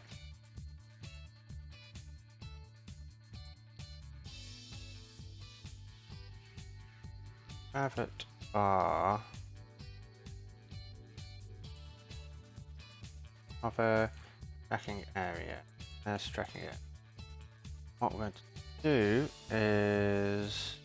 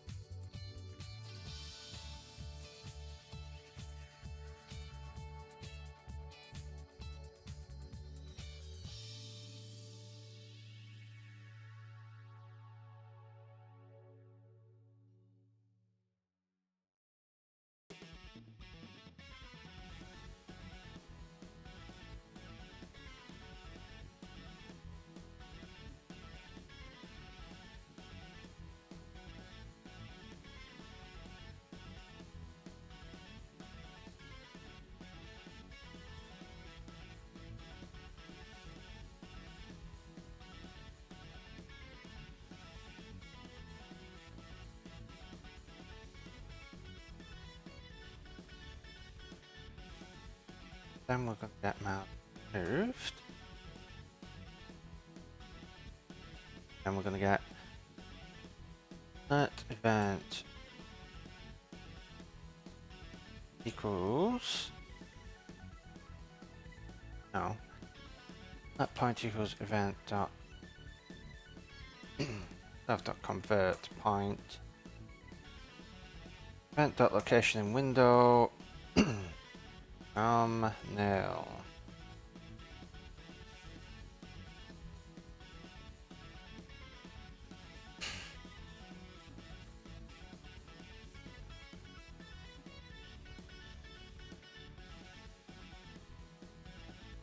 Alright, so we have a point.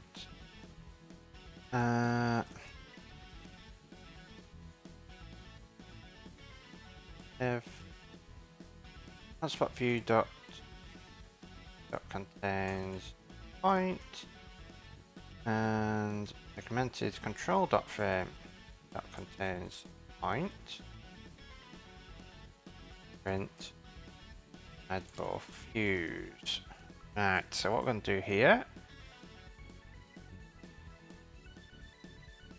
is select this and change it to a hotspot view.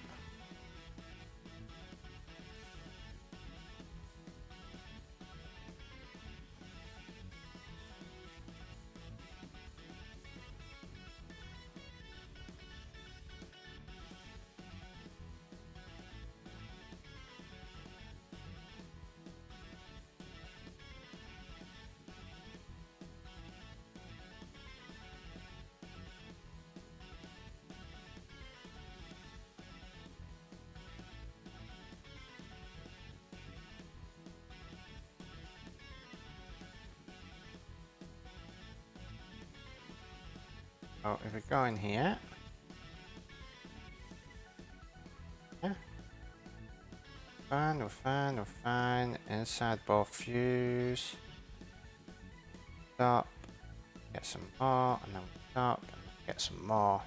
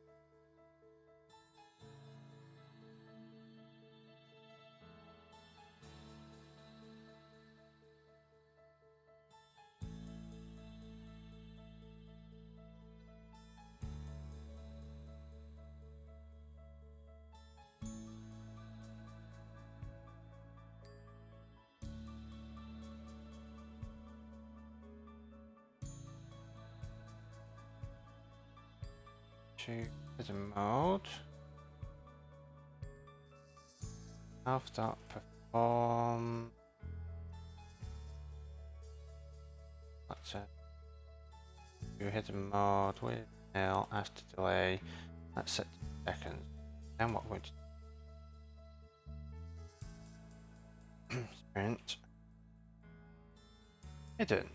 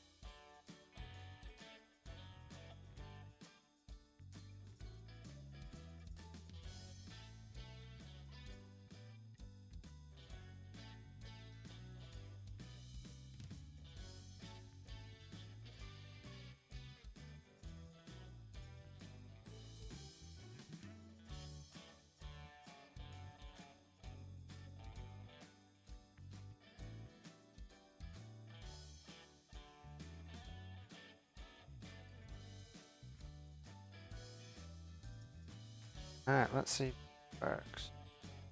Go into here. The hotspot mode. Moving over here is fine, but if we hover for a bit. But then, okay, so what we should be able to do is that animator, dot alpha value, and actually animate that.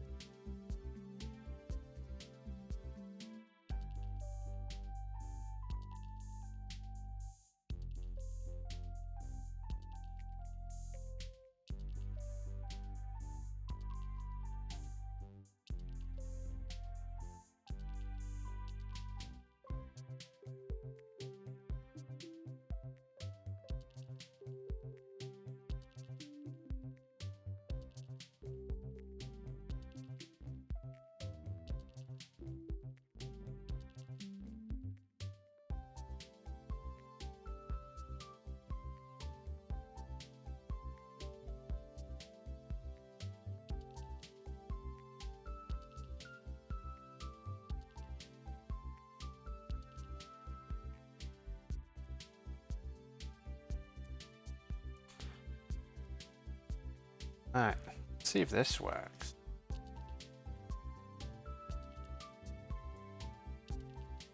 Because what this should do is if the mode is segmented hidden, oh no, we don't want that. Mode is segmented hidden and view equals self.segmented control. We want it to change to be the hotspot view.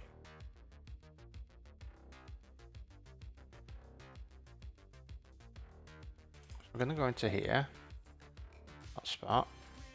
So we can do that, but if I hover over this, I can now select that. And that comes back. Then I can draw a new thing. I think probably want to reduce the delay. Let's reduce it to 1 second.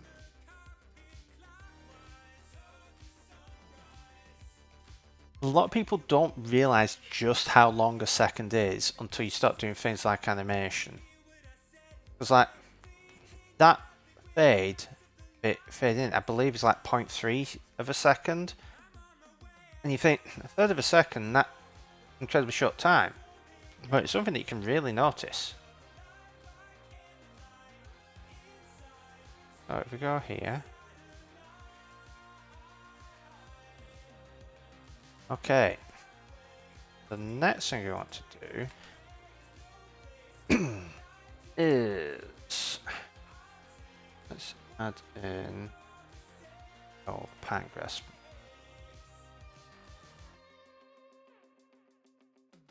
On partly over. I go like that, we're fine. There, but if I'm over there,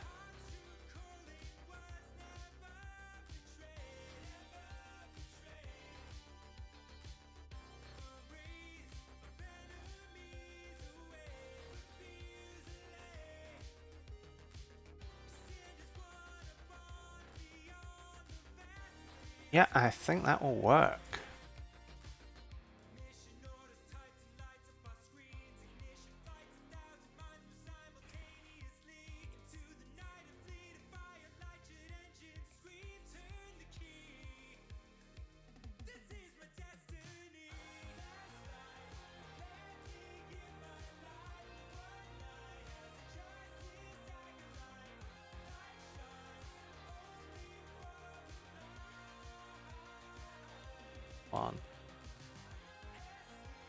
One.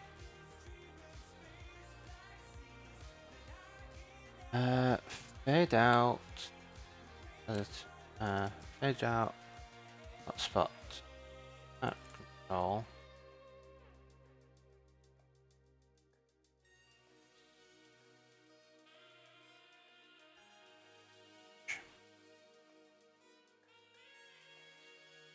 Push up. I think what I want.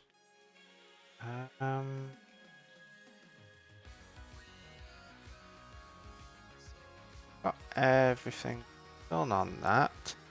So I think the next thing we're going to do will be getting hotspots, working with cropping, working with rotation. And that's going to take a while. And I think what I'm going to do is end the stream a bit early because I'm feeling a bit unwell. So I think we'll finish the stream early and pick this up hopefully on Monday, where we will get all of this working together. And then if I mirror, what else do we have to do once we get these hotspots implemented?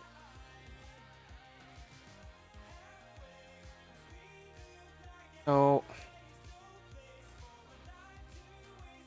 once we get the hotspots implemented, rotation, cropping, image linking, then we're getting on to something really fun, which is going to be seeing if we can use Apple's machine learning APIs to detect text in the image. And if that text matches an existing page title, we will link to it, just as you can do on text pages now, and also allow for searching for text inside images. So once we get all this hotspot stuff done, we'll have that, and then it's mostly just a few bug fixes, accessibility, and then we get onto things like updating the documentation and everything. So hopefully by the end of April we will have a release. Fingers crossed. But until then, and until Monday, I hope you all have a good rest of your day, a good weekend, and as always, happy coding.